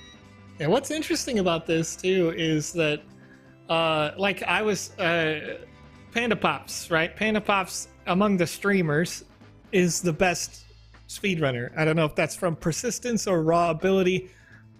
I'm going to go with both, quite frankly, because she beats me in pretty much every category. But she sent me a message and she was like, okay, I need to see all of your best times that say less than 5%. So if I click on like Alpha Lobby and my thing says top 5%, find Papa Smurf. I send her all of my times and she's asking literally every person in sight, what are your best times? Show me a top 5% time. Because she's looking at, with a team of people, when you look at Chris Meister's scores and their completion times, which we can see internally, if somebody says, you couldn't possibly have completed this experience in less than a second, right? And I had an experience that I was in like the top 5% or something on, where I literally completed this quest in less than a second in the Green Inferno. Let's see, there it is. Green Inferno, open all chests. A function that for most people, you would open one chest, you would wait, you go to the other chest after you collected your reward. I literally just went and did them all in less than a second, right? And some people might say, well, it's unreasonable to open all of this in less than a second, but I am proof of fact that it can be done. And I did it live on a show with you guys, so you could pull it up on VOD. So when you look at these times and you say, well, how does 3 hours make sense? Because you take 6. Well, this person and their times are legitimate because open all chests, they reported it in half a second. Okay, cool. It's reasonably close to Joe's time. They pushed the button faster than Joe. They didn't have to talk to people live. And we've got video proof that I can do it in half a second, and so can they. They just did a little better than me. Collecting all the voxelite. When I collected it slow. It's reasonable to think that on that map you could do it in a minute, probably, maybe a minute and a half, depending on like your route, your planning. And these people who are doing it at this very top level are literally like pulling out pieces of paper and drawing the map as they play and going, if I go here, here, here, here, here, here, this is as fast as it's possibly done. You know, like documents, graph papers, like whatever it may be to do it right. So only hardcore, says Tower Jam News. Only hardcore. We just finished up the Tower Jam reviews, and that process is being sorted right now for the like final scoring and measurement, and then sent to the Tower Game Jam team where they may give it a final pass. The official Tower Jam or the Tower Game developers. As Danny says here, I thought exploits weren't allowed. Sure, Danny, external software is not allowed. The ability for you to know, like, it's not an exploit for me to, like, and I've done it here live. This map specifically, color code, the Green Inferno color code. If I remember, and right now my score says top 93% on your screen, right? But if I was standing there in front of the color code and I just solved it for the first time and I remembered it was 21134 or whatever it is, I remember the number. I consciously think about where the 2 is on my 4 button grid. 2, 1, 1, 3, 4. Okay, or whatever, it's backwards, but it doesn't matter. You know, I consciously think about it, and then I don't have to read anymore. How much time can you save when you don't have to read? Like, I don't know if you can type without looking at the keyboard, but it's proven that if you take a typing class and you don't look at the keyboard, you type faster. Because your fingers are just an extension of your brain at that point, and you don't have to register the action against your eyes. So if you can think about what you do before you do it, then you don't even need your eyes anymore. It becomes repetitive. It becomes a fluid motion, and you do it faster. So I could shave this color code down to probably 1 second or less if I knew where the 5 color like numbers, what they were and where they were on my screen. I could click near the center of the screen instead of clicking the middle of the buttons, just kind of like a very short little pattern. Brrr, done. and get it shaved down. So that's what they're doing. That's what that top level player is going to do. Right. And here we go for the next question. Bullet Time Crypto says, question at the Vision X, I got an idea for a good game. Is the Game Maker Fund open for new people to join? Currently, Yes. I am in the Creators Fund. Yes, the Game Maker Fund is available for people to join. Go to fund.sandbox.game. Let me pull it up here. Oh my gosh, can I type though? See, I had to look at my keyboard. It took me longer. I didn't touch the little touchy thing. So the Creator Fund is still open. Originally introduced at $2 million total funding. Every time that somebody buys a land, every time that somebody trades a land on OpenSea, every time that somebody buys an asset or trades an asset on the marketplace, all of those transactions continue to increase the pool of the Creator Fund and the pool of programs for new game jams, for whatever it may be. So yes, it's open. It'll always be open. Sebastian made it really clear to me a couple of months ago when I mistakenly said, I'm not sure. He was like, darn it, Joe, it's open. It's open, it's open, it's open. Like, it's always open. So yes, it's open. You can apply now. Fund.sandbox.game. When you make your application, please, I would recommend that you have a clear and well-developed plan. Because yes, new game fund folks are being added every day. But those people, again, they have high quality stuff in mind and have some samples of their stuff. So if you're a Creator Fund artist already, you could probably make really cool art. Now let's translate that into why you have a really strong narrative. What story are you telling that's different and unique? How are you going to apply that in a world building mechanism? And also, can you get a team together? Because teams help, like a lot. Right. So to go along with that, Kevin Mai wants to know, what is the Game Makers Fund? Okay, yeah. So the Game Maker Fund itself is it says free prime exposure for your creations in the sandbox, one of the most anticipated online PC games of 2020. So you can see when this page last updated, still relevant nonetheless. Create and share and sell your voxel creations to game developers and players.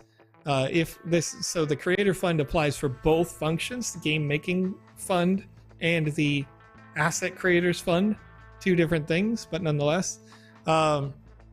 You get your art evaluated if you're applying as an artist, and the art evaluation, if you are picked to have the evaluation itself is paid, and we will say, we want you to make a pirate or something, right? And so you go, you make a pirate, do you animate it well, all that sort of stuff. Players persons tend to have an advantage in the Artists Fund or the Game Maker Fund if they've won a game jam, because then it's less proof of concept and more of, I already did it, if that makes sense. But at the same time, a really high quality pitch could secure you a position as well. Again, it's all about getting yourself a really nice portfolio, maybe having some concept art if you don't already have the assets built into VoxEdits. The storyline needs to be quite clear, and why is it unique? Why is it different? What makes it special? But we're talking about, Kevin, an individual could be funded for their game as a project. And so you'll say, my game's going to take a year to make. Okay, that means you might be able to come out in Alpha Season 6. Let's pretend like that's a thing. So they go, okay, Alpha Season 6 exists hypothetically here. If we're going to launch you in Alpha Season 6, you're going to be in there with another, let's say 10,000 experiences. I'm just spitballing here. None of this is real numbers. They go like, why are you special? Why are you different? And then you go like, I'm special and different because I have this piece of art that AOPE over on Twitch or Twitter created for me, and we're gonna make a thing around there like Game Boy character guy, who's not called Game Boy character guy, but thinking about it all. So you do all these things and you flesh out this real idea, and then they're like, oh great, you have a real IP, a platform, an idea, concept, it's done, it's ready, here's some cash for your year. How much do you make in a year, right? Okay, well, I want 50 grand. There you go.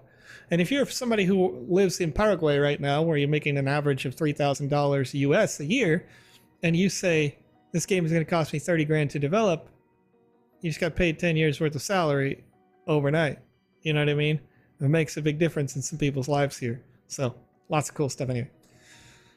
Well, Joe, yes. As we continue to finish up these questions for everybody, and I'm about to put out a form for an Alpha Pass, the winner of the second Wizzy the Blue hat comes from Twitter. What? Wait, hold up. It's Wizzy the Purple. I'm sorry, Wizzy the Purple hat. My bad. I was looking at the wrong form. I was looking at my other form here. For the Wizzy the Purple hat comes from Twitter. Okay. At 420_verse with the answer to who is Rad Condad, the kindest guy in the Sand Fam wearing a Twitch hoodie right now. Thank you so much, friend. I am the most humble. That is so you are very feeding an ego. I love that it's a very specific description. Like, among all these Sandbox staff who are live currently over at Sandbox.game or whatever, like, just the nicest guy who wears a Twitch hoodie. He's also the meanest one wearing a Twitch hoodie right now. I guess. Well, thank you so much, and congratulations to at 420_verse over on Twitter. I haven't had a Twitter winner in so long, because we don't post it over there. They gotta come over to one of these platforms in order to get these. So thank you so much for putting in the extra effort, because the only reason I don't post the forums on Twitter is because it's full of bots at times, and it's difficult to go through. We 100%, unfortunately, I was going to say that we can't put them out on Twitter, because if you type the word MetaMask on Twitter, you get 6 replies instantly of people being like, oh, I heard you need support with MetaMask. And I'm like, no, I don't. Oh, you're right. We're probably going to get bots in on the YouTube now, but whatever. Sorry about that, Twitter. But nonetheless, if you guys join us over on twitch.tv or youtube.com, we got you. Anytime, you're going to get the forums over there. And I'm sorry to anybody who didn't know the answers to these questions. It was instead the title of today's stream, that it is with your hosts, Adley Vision X, my man over here, Joseph Matting, and myself, Rad Condad, Conrad Carricker. I got your back. Who are you? Who even are you? I'm going to put out that form for that Alpha Pass. That's what people are really waiting for. One Box T on Twitch. Well, I'm sorry for interrupting you. I just want to hit it immediately. Boom. Not only did I see your post on Twitter, but I brought it up as a good example of really good community engagement. Thank you for helping us. Like earlier in the stream, I mentioned your tweets. So thank you. It's good stuff. And yes, we are all the most humble here. And not Jackie Chan says Conrad is nice unless he's DMing for D&D. I am a little ruthless. That's I have not killed true. Joe twice. 3 times. One time was canonically required. That's right. But please fill out that Alpha Pass form. And this one has a much easier question. Tell me your favorite joke, guys. We want to hear them. I can't believe. What a joke, bro. What a joker, dude. Alrighty, we're going to come up with great jokes. It's going to be fun. Sarbaul, I'm sorry if I mispronounced your name, over on YouTube says, can I claim and restake sand more often than once in 7 days? You cannot, because we have the free claimant sort of period thing. So I want to be able to do that, but at the same time, it helps us to minimize excessive fees. Right. And it helps for a more stable token. So I mentioned earlier that all the free transactions aren't actually free. The Sandbox pays for them. And the platform that we use to help make transactions free actually just converts our sand into Matic, then processes the transaction with the Matic token, all stuff that we manage on the back end to make it free for you. So if we multiply the number of free transactions that are happening, then we would end up slowly, very minutely, slowly, but for sure, surely reducing the value of sand over time if people are processing thousands of extra transactions excessively. Okay, and JDog77 says, question, The land that is for sale on OpenSea are still on Ethereum. If purchased from there, will we need to merge to Polygon? Yes. So all of our assets should be on the Polygon network. That's like, they may not be because it's decentralized and you can do whatever you want with your assets. You can move them back off of Polygon. But the reason why I say they should be is because when we get to general public use of the Sandbox game, you as developers are going to want it on Polygon so that when you publish a new update, you add an NFT to your land or what have you, you don't have to pay $30 gas fee. You get to pay less than a penny on a Poly network. When you mint an NFT, when the asset contract is migrated, when you mint an NFT, it shouldn't cost you $30 to make a new asset. It should cost you pennies. So that's the difference. That's the purpose. Among that and, of course, the ecological advantage to having it on the Polygon network.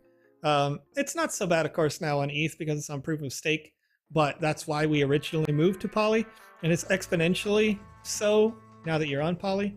So yeah, you will need it on there. Right. Okay, and then Canthar21, once again, I'm sorry if I mispronounce your names, correct me if I am wrong. What is the Sandbox hardware requirements? I have micro freezes every 2 seconds in the game right now, and it's so annoying. Okay, the minimum requirements off the top of my head, it's a Intel i5 or equivalent, I think 7000 series processor.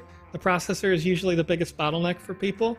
And then, of course, you're probably going to want at least 1.5 megabits per second internet connection for those multiplayer interactivities, and 8 gigs of RAM, I think. And the graphics card needs to be a GTX, I think 960 or above, or equivalent. So it could be a 1050, it could be a 2040. I don't think a 2040 exists, or maybe like it's very rarely sold. Laptop GPUs are slower than desktop GPUs and CPUs the same. So look into that.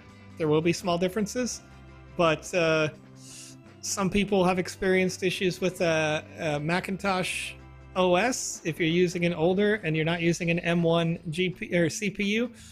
Brand new, newest iteration M1 CPUs have also noticed some type of small hitching, but we're working on that as well. We're going to continue to iterate and update and improve over time, though. So more may open up on the low end, and more will certainly open up on the high end as we continue. Right. And Metasander says, are the World of Women galaxies already have a VX avatar in-game? Yes, they do. All those assets that are included as your...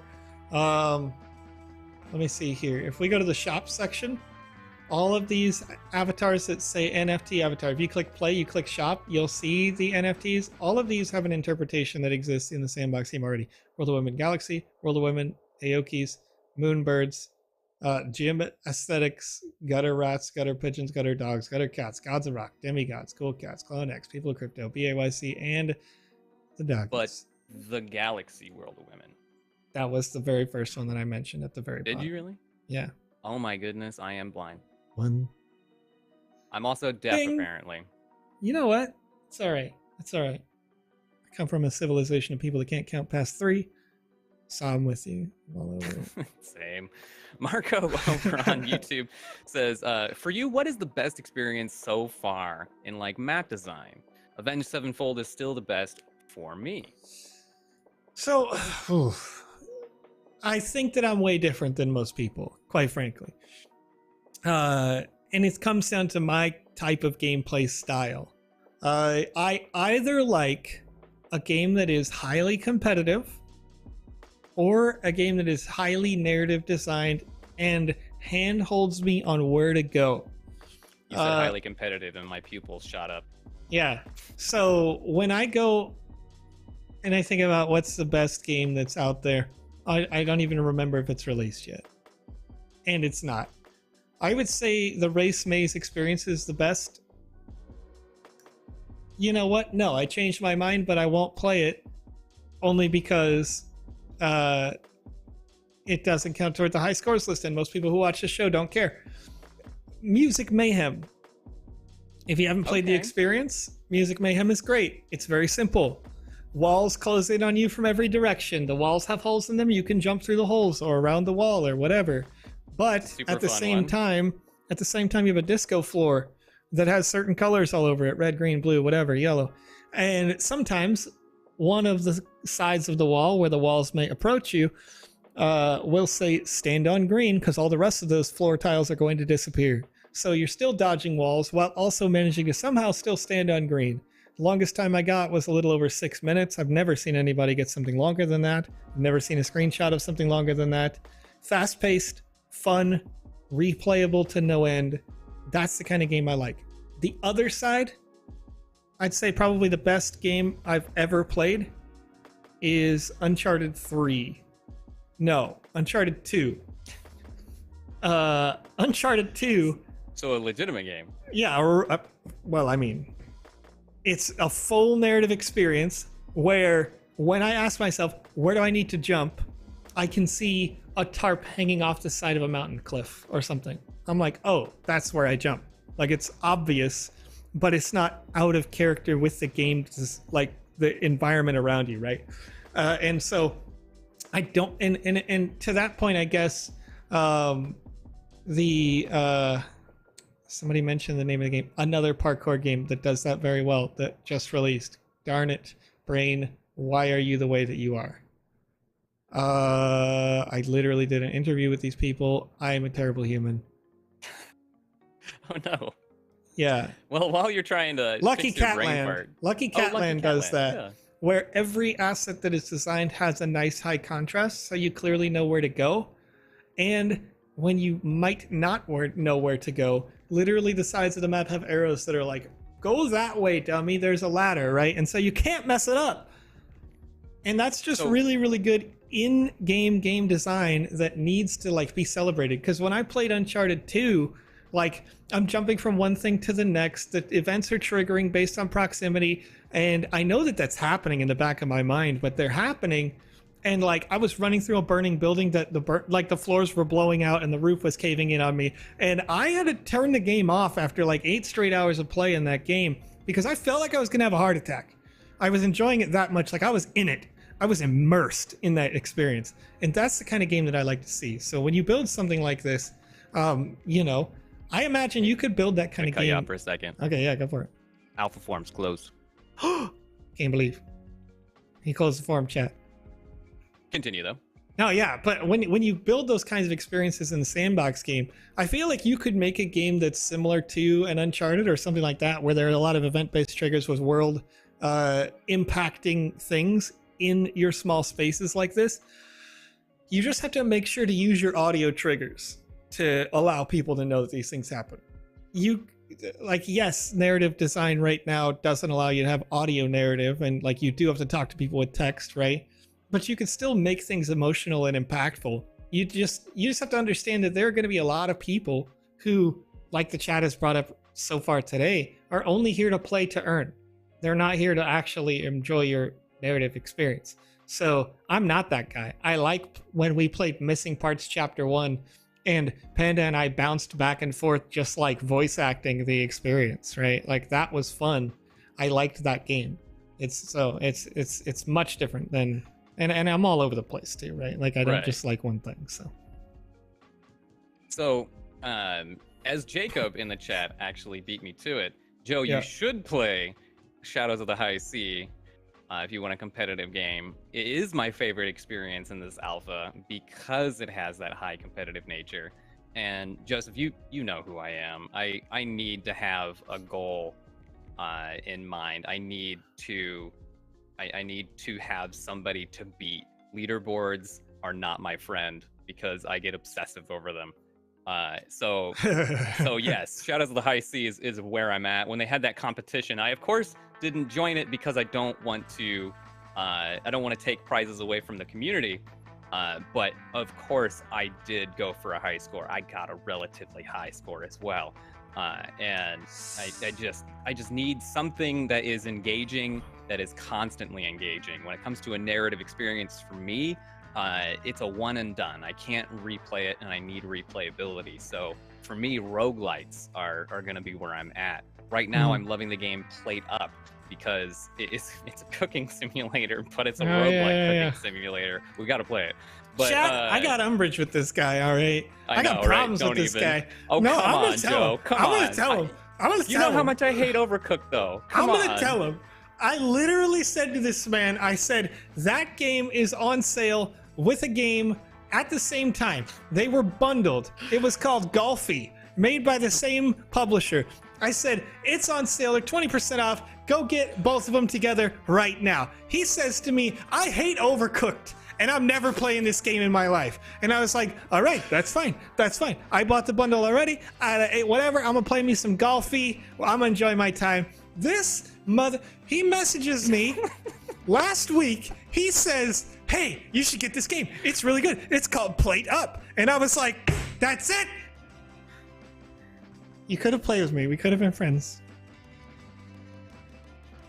Chad, it sounds like he's breaking up with me. I feel betrayed. Now, really good question just came in over on youtube.com. And somebody asked in the chat, where was the question? Jeez, I want to get it right. It was about the Sand token. Yeah, Vitefo over on twitch.tv says, question, will there be an impact on the Sand token when you release about 10 million new tokens of it at the end of the season? It's not exactly the right number, but I get your vibes, and I want to address that because it's fun, because that's a really great question. So let's say, for example, it is 10 million tokens, and I'm doing it on the screen here with a calculator, and the tokens right now are about 80 cents. Not quite. A little under, but if tomorrow the regular stock market goes up, they'll be 80 plus cents again. That's $8 million of total Sand token that we will distribute, right? If you go over to coinmarketcap.com, one of the Sandbox partners, what's up, CMC, and you look, the 24-hour daily volume of Sand tokens across all markets right now is about $208 million, right? $208 million, meaning that just 3.8% of today's traded volume of Sand tokens will get added into existence at the end of the season. Meaning the maximum potential impact it could have if everybody absolutely only dumped would be half of that. Because let's assume that 208 is people buying and selling. The price is pretty flat right now. So maybe it could go down 1.25% off of that volume, right? But ultimately, I don't think that's going to happen, because I think people who are playing in these experiences recognize that the Sandbox game is, if not the platform, it is one of the top platforms in metaverse spaces and in cryptocurrency, period. I think people see that we're building, adapting, and changing, and listening to the community, making things better every version, and they're not willing to release the Sand token. I think what you'll really see is that you'll see more people staking at the end of the season than you will see extracting. Right. That's a very good point. I hate to de-roll the conversation because we've gone over our allotted time. I finally got my phone call with the lovely Holly, who's in San Diego for TwitchCon right now. So I'm going to turn this around so you can see here, because we got it here, chat. Say hi, Holly. Hi, how are you? Everybody there that she's with, there are a bunch of streamers. They're excited to be on the Sandbox stream, saying hi to you guys. Love you, baby doll, and I'll talk to you shortly. We're gonna be giving away our last Alpha Pass and be getting these lovely people getting ready for the rest of their day. All right. So, as we can quick fire some of these questions, sure. So we can get these folks out of the way, and with this Alpha Pass, and get them onto their normal days, though I'm having a great time answering all these questions, making sure that these folks get these things done. So, Bullet Time Crypto wants to know, is using the chat bug considered cheating? Yes. That'll get you a ban? Yeah, because consciously that it is a function that exploits a portion of an outside of the client function. So, yeah, It's one of the things that we mention all the time. It's like, if you accidentally had used it in the past, we're also using discretion to fix those and maybe resetting times as a result of that. So just check your quests and see if there's one that you're like, wait, I thought I did that. You may have to do it again. And David Shivo did my best with that name there over on YouTube. Says there's a possibility that the game will come out on console in the future. Yes, that is part of our planned roadmap. However, in terms of timeline, don't expect it to be a super short one, because a lot of things have to happen for that to be possible. The first thing is that we want to make sure that the mobile game client is done before that. That won't start up until we get to version 1.0, or like we're done developing new features and we're just patching stuff and continue. Like the platform would be finished at that point. Then we build the mobile game client.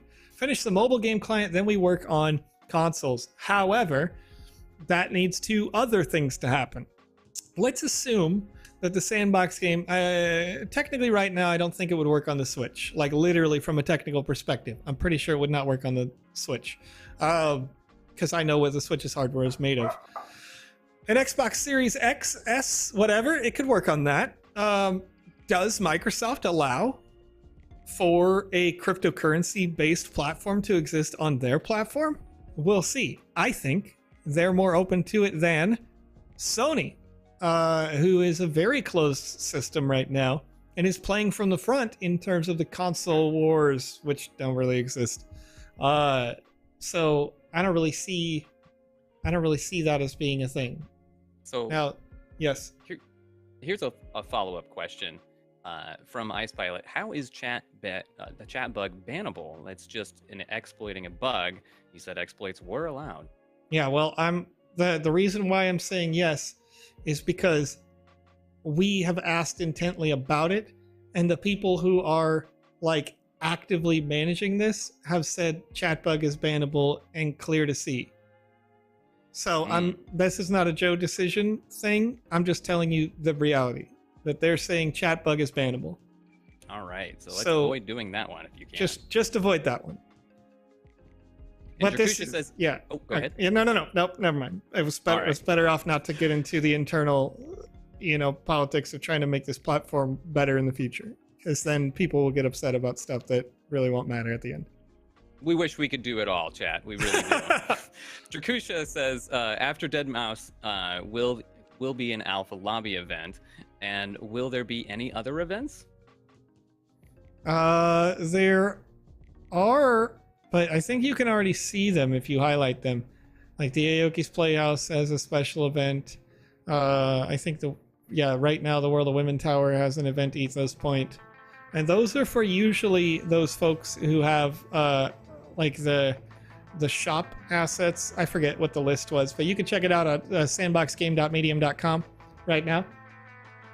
Right. And I believe it's after the forced update, IcePilot. Now, one box says, can you give us a brief idea behind getting gems and catalysts, and what are gems and catalysts? Sure. Okay. Yes, I can. First, getting gems and catalysts isn't quite ready for the general public. We test them out internally, essentially. But you can see on this Antlion monster, they have 3 catalysts, which are the slots that define the rarity of an asset.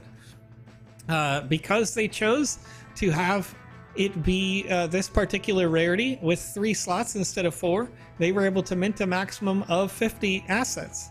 If they had chosen to make it 4 rarity, I think the maximum is 10. And those are legendary assets. The maximum number of slots increases your potential for each particular stat type, and then you can choose what stat types go into certain assets. So this particular asset has a rolled between 15 and 25 power. They rolled a 15. It's RNG when you mint it. They, again, 15 to 25 on 15 defense, 24 power. And then speed, which matters for assets but doesn't matter for player equipment right now. Speed, it has 17 speed out of a potential 25. And what these affect is when you're in the game you can set down this antlion monster, and you can say, between what health and what health do I want this monster to be? Because it has increased defense, it has a higher minimum and a higher maximum cap for health now. And you can change the slider to be whatever you want with this particular monster. So this is like a mid-level monster because it does have some additional defense, it's got some additional power, it's going to hit you harder, and it's going to tank longer. It's also going to be a little bit faster than you as a player if you put it into the metaverse. So it's going to be relatively difficult to mess with, right? Like, you can block some attacks and things like that, and like you can work with it, but you know, you want it to be a challenge, so maybe you want something with more gems or more catalysts. The gem is the trait defined.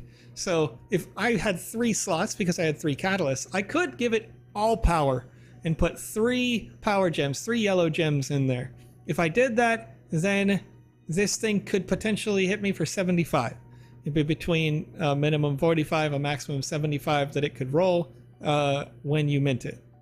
So that's how those work. To generate those, you would need to have a land, and you would need to have sand, and then you would stake the sand like the staking program is. The staking program currently exists in a way that would facilitate this, but the contract for gems and catalysts has not been moved over yet to the Polygon network. But you stake sand in your land. So currently we're staking sand on the staking page of sandbox.game, and then you own a certain number of lands, and you're getting a land multiplier for doing that. That would be the way that you're going to generate those gems and catalysts later. They'll have in the early testing that we're doing, they have a defined rarity in that we're only going to distribute so many gems and so many catalysts per month, but that's not set in stone yet. Right. Okay, and Kevin Mine says, how much ETH should I have for gas fees on hand to buy land when that time comes around? The land will not be on the Ethereum network, so you need no ETH. You need to have your sand on Polygon, and you need to have Matic tokens to process the transaction fee. What you need? I mean, less than 1. Like, you're talking about a number of cents worth of token. Excellent. Okay. I do have our Alpha Pass winner, but we're going to quick fire the rest of these questions. And we're going to close down questions for the rest of the stream here, as we've gone 45 minutes over our allotted time. So make sure to join us tomorrow, and also to join Alex and Lucas for their stream, as they'll be playing some more Alpha and doing other things, and they can answer a lot more different questions. Now, Hojat King wants to know, can I use my own created NFTs in the game? Yes. Currently, general population can't mint NFTs themselves, but in the future you will be able to once the things I just mentioned are moved over to Polygon. Once the procedure is in place. Another thing that we need in order to allow people to mint NFTs is we need to have some sort of a moderation process in place, so that if you make Sonic the Hedgehog illegally, you know you did it wrong, we can take that thing down. Then, going forward beyond that, we need to have a community moderation function so that that process is not centralized, and that the community can manage that process so that the Sandbox platform can continue to grow out while also still being compatible with the laws that exist in the world, right? We got to make sure that we're not doing things illegally. And so when you see, the plan for that is when you see Sonic the Hedgehog posted, you can put up 1 sand token or something like that and say, that's illegal. And then if it is found to be illegal by the community at large, / curated mods or whatever, we can take it down as a platform together, and then you can get a reward for having reported it appropriately. So that's the long-term plan. Once those things are in place, you would be able to mint. Now, you could put your assets in your game already without making them an NFT. However, you just have to create the asset in VoxEdit, send it to the marketplace, and then you'll see it, and you take it all the way up to the step right before minting, which you can't do. You'll take it all the way to that step, and then you'll be able to see it in your game maker, and you can use it in your experience. Right. Now, Cindy wants to know, I won an alpha pass on Alex and Cody's stream. It's been more than 2 weeks, but it's still not my claim tag. Can you check on that? Sort of. So as I mentioned at the very top of the show, because this question came up earlier, and it's always a good question, all of these passes get sent to one definitive point at the end of the day, which is not me or Alex or somebody else, but we send it into to that point. Typically, they'll send out things on Thursdays, but there was a bit of a backlog because of the update to the Ethereum main network, and so they go manually check through the previous wins to see that you didn't already win through another partner, another program, what have you. In order to do that correctly, you have to wait for all those partners and programs that were estimated to be from last week to be finished and submitted and in with their results, which typically you would allot some extra time for that, maybe 2 total weeks. So you're not like really outside the window of expectations for that. But there's definitely, as we get closer to the end of the season, there's going to be a hard line where our people are going to say, like, it must be in by this day because we have to have it sent out to the consumer.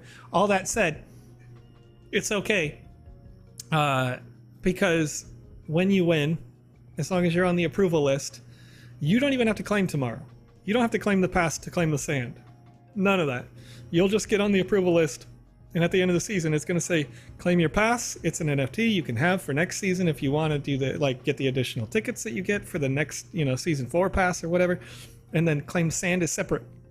So, it's okay if you don't get it immediately. You will still get your reward. And yeah, you're going to have a good time.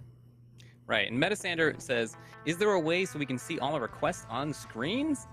You can. You get to press Q. And also another tip, if you press L, you can also remove or show enemy HP. And now Bullet Time Crypto says, question number 2. What if I accidentally use the chat bug? Is it possible to report it so my time and that experience gets reset so I do not get banned? And to follow up with that, when and where did the Sandbox announce the chat bug is becoming a bannable offense? Sure. To be fair, I don't know if it is official. I don't know if it's going to be enforced. I'm telling you now not to use it because somebody told me that they want to make it a bannable offense. So I am cautioning you at this time to do that, to not use it. So Right. I'm not sure, like, I know that there wasn't like a tweet or anything out for that. And it's possible that maybe I'm wrong. Okay. What needs to happen, and again, this is the nature of it being in an alpha, is that we need to take your feedback. As Ice Pilot in the chat is saying, what's an in-the-game function? Why can't I use all the in-the-game functions, right? And that's part of the problem / process that we have to work out together. So we will work this out as a community.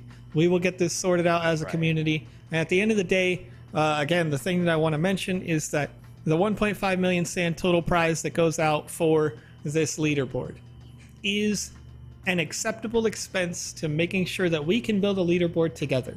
Regardless of the results of that leaderboard, you guys are going to find that in Alpha Season 4, the leaderboard is better.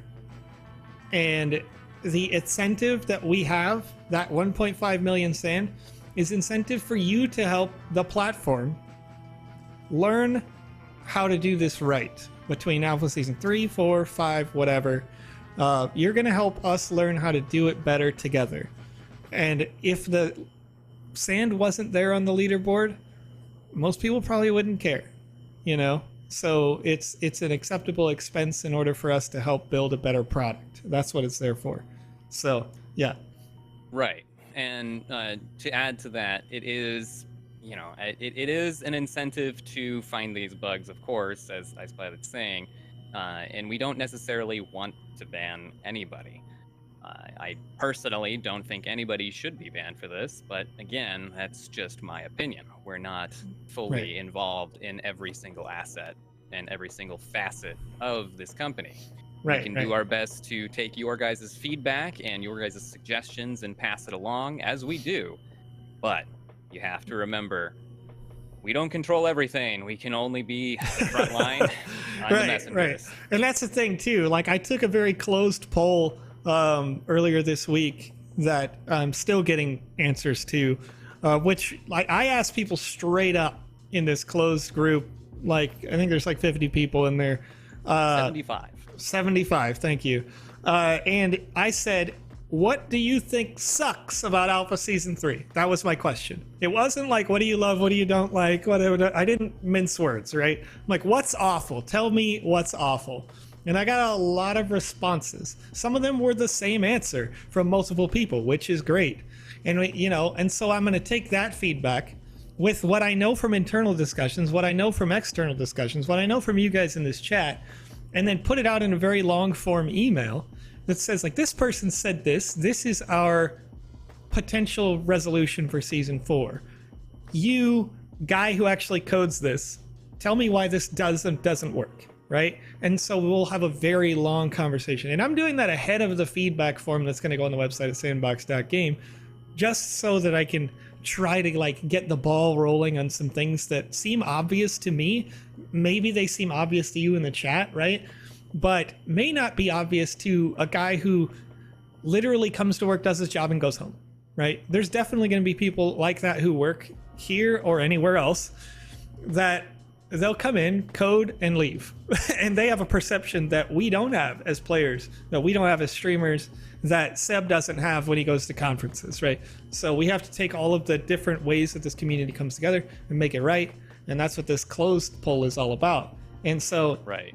These conversations are happening in lots of different angles and ways. And like, I can tell you that I've had calls where people's heart rates have gone up. People are getting, they're like, no, I'm right. And I'm like, you're not. And then like we go, right? And then like everything calms down and they're like, okay, here's the resolution we have. And like we go forward, right? So yeah. Right. We definitely want to figure this stuff out, and we definitely want to use your feedback to do so. Mm-hmm. And I want to apologize to SoCA is cool or SoCal is cool. I'm definitely not skipping your question. I had just closed out the questions for the rest of the stream because now we're going an hour over our allotted time. As we're trying to close down things, and I'm about to announce our winner for the Alpha Pass. And I would much prefer to not explain how to do the chat bug, but the chat bug itself is a glitch where your chat screen will remain open while you're talking to an NPC, and you can walk around and go complete a quest, and then immediately close out that chat. So then you get a 0 time. Kilmer, oh my goodness. He's gonna kill you, dude. He's like, get off the game, Condad. Get out of here. I want my fights and treats and a walk. He found a buried bone and he's protecting it from Roland. My bad. Yeah, chat. Yeah, he is. But right. So the chat bug is something unintentional that can happen to you, and we would like to clarify what is bannable offenses and what isn't, and make sure to get that good communication to you as the community. And we're trying to make sure to be that bridge for you guys. Joe is working very hard. I myself is trying to get my foot in the door. Alex is working very hard. PandaPops is working very hard. We see you, and the winner is dun, dun, dun. Over there on twitch.tv with the joke, how many narcissists does it take to screw in a light bulb? 1. The narcissist holds the light bulb and the rest of the world revolves around them. Thank you very much for your joke, Hunter DevX over on Twitch. We got you. You're our winner of the Alpha Pass. Congratulations. Your joke gave me a good laugh. And I was specifically asked to go check out Bori's joke. So allow me to do that because I'm curious. Let's see if it is safe for work. Danny says, I'm super suspicious of the top 200. Danny, I want to reassure you once again, because I feel like you're stressing out about this far too hard, my friend. Like, I understand why, but this is a Joe to you, trying to help you out. These are possible because we are verifying with video footage and independent verification from different people. There's 300 of us who work here at the Sandbox game, and a lot of us play this game a lot. And some of us are real nerds like PandaPops, all right? We get some real good times. It's possible. In the individual quests, all possible. The only difference between that person at the top and you, very likely, is that you've got one really good high score, and they kept playing the same thing over and over and over and over and over and over and over until they got a top 1% in everything. That's it. And we're going to do our best to make sure those people who are doing actual, actual cheating and actual, squashed. Like there's some exploits out there that are getting squashed out for sure, that are like major exploits. There's a new term for us QA team now with one of the exploits. I'm of course not going to explain what it is, and I'm of course not going to explain how we do our cheat functions and how we do our cheat detection, because that would kind of defeat the purpose. And Bori, I would love to read your joke, but it's 2 paragraphs, and I'll read it to Joe after the stream here. It looks pretty funny. But thank you so much, Joe, for answering all these questions, and thank you so much, chat, for being here to give us those questions. You guys are great. All right, so I'm going to take us over to an intermission screen, and in the meantime, when we are in intermission, I'm going to go over to twitch.tv/thesandboxgame, and I'm going to find somebody who's playing the Sandbox game right now. We are going to raid them on twitch.tv. I wish this was a function, youtube.com. Help me out with that, you know what I mean? If you're watching and you work at Alphabet, figure it out so we can raid over on YouTube as well. For now, we'll see you guys. I'll send you a DM, Sassy Pants. How about that? All right. We'll see you guys soon.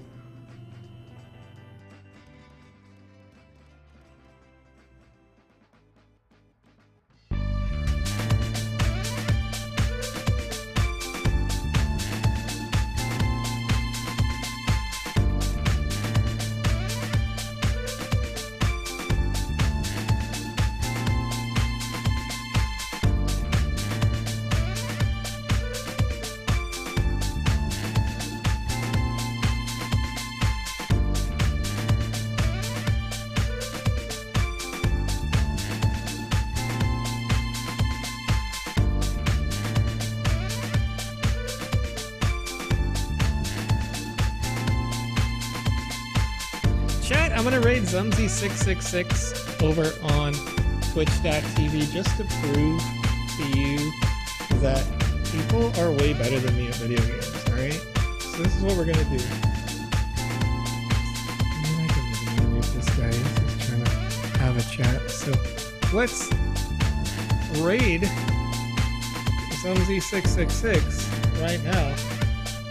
And you guys can learn how to speedrun because they're really, really good. We got 136 people over on twitch.tv right now. We'll see how many of them make it over through the raid. And if you're watching over on YouTube, Beeline, Theta, Facebook, or twitter.com/thesandboxgame. Thanks for hanging out with us today. Come hang out. This is twitch.tv/ZUMZY666 right now. 79 people ready to raid. Let's go. Did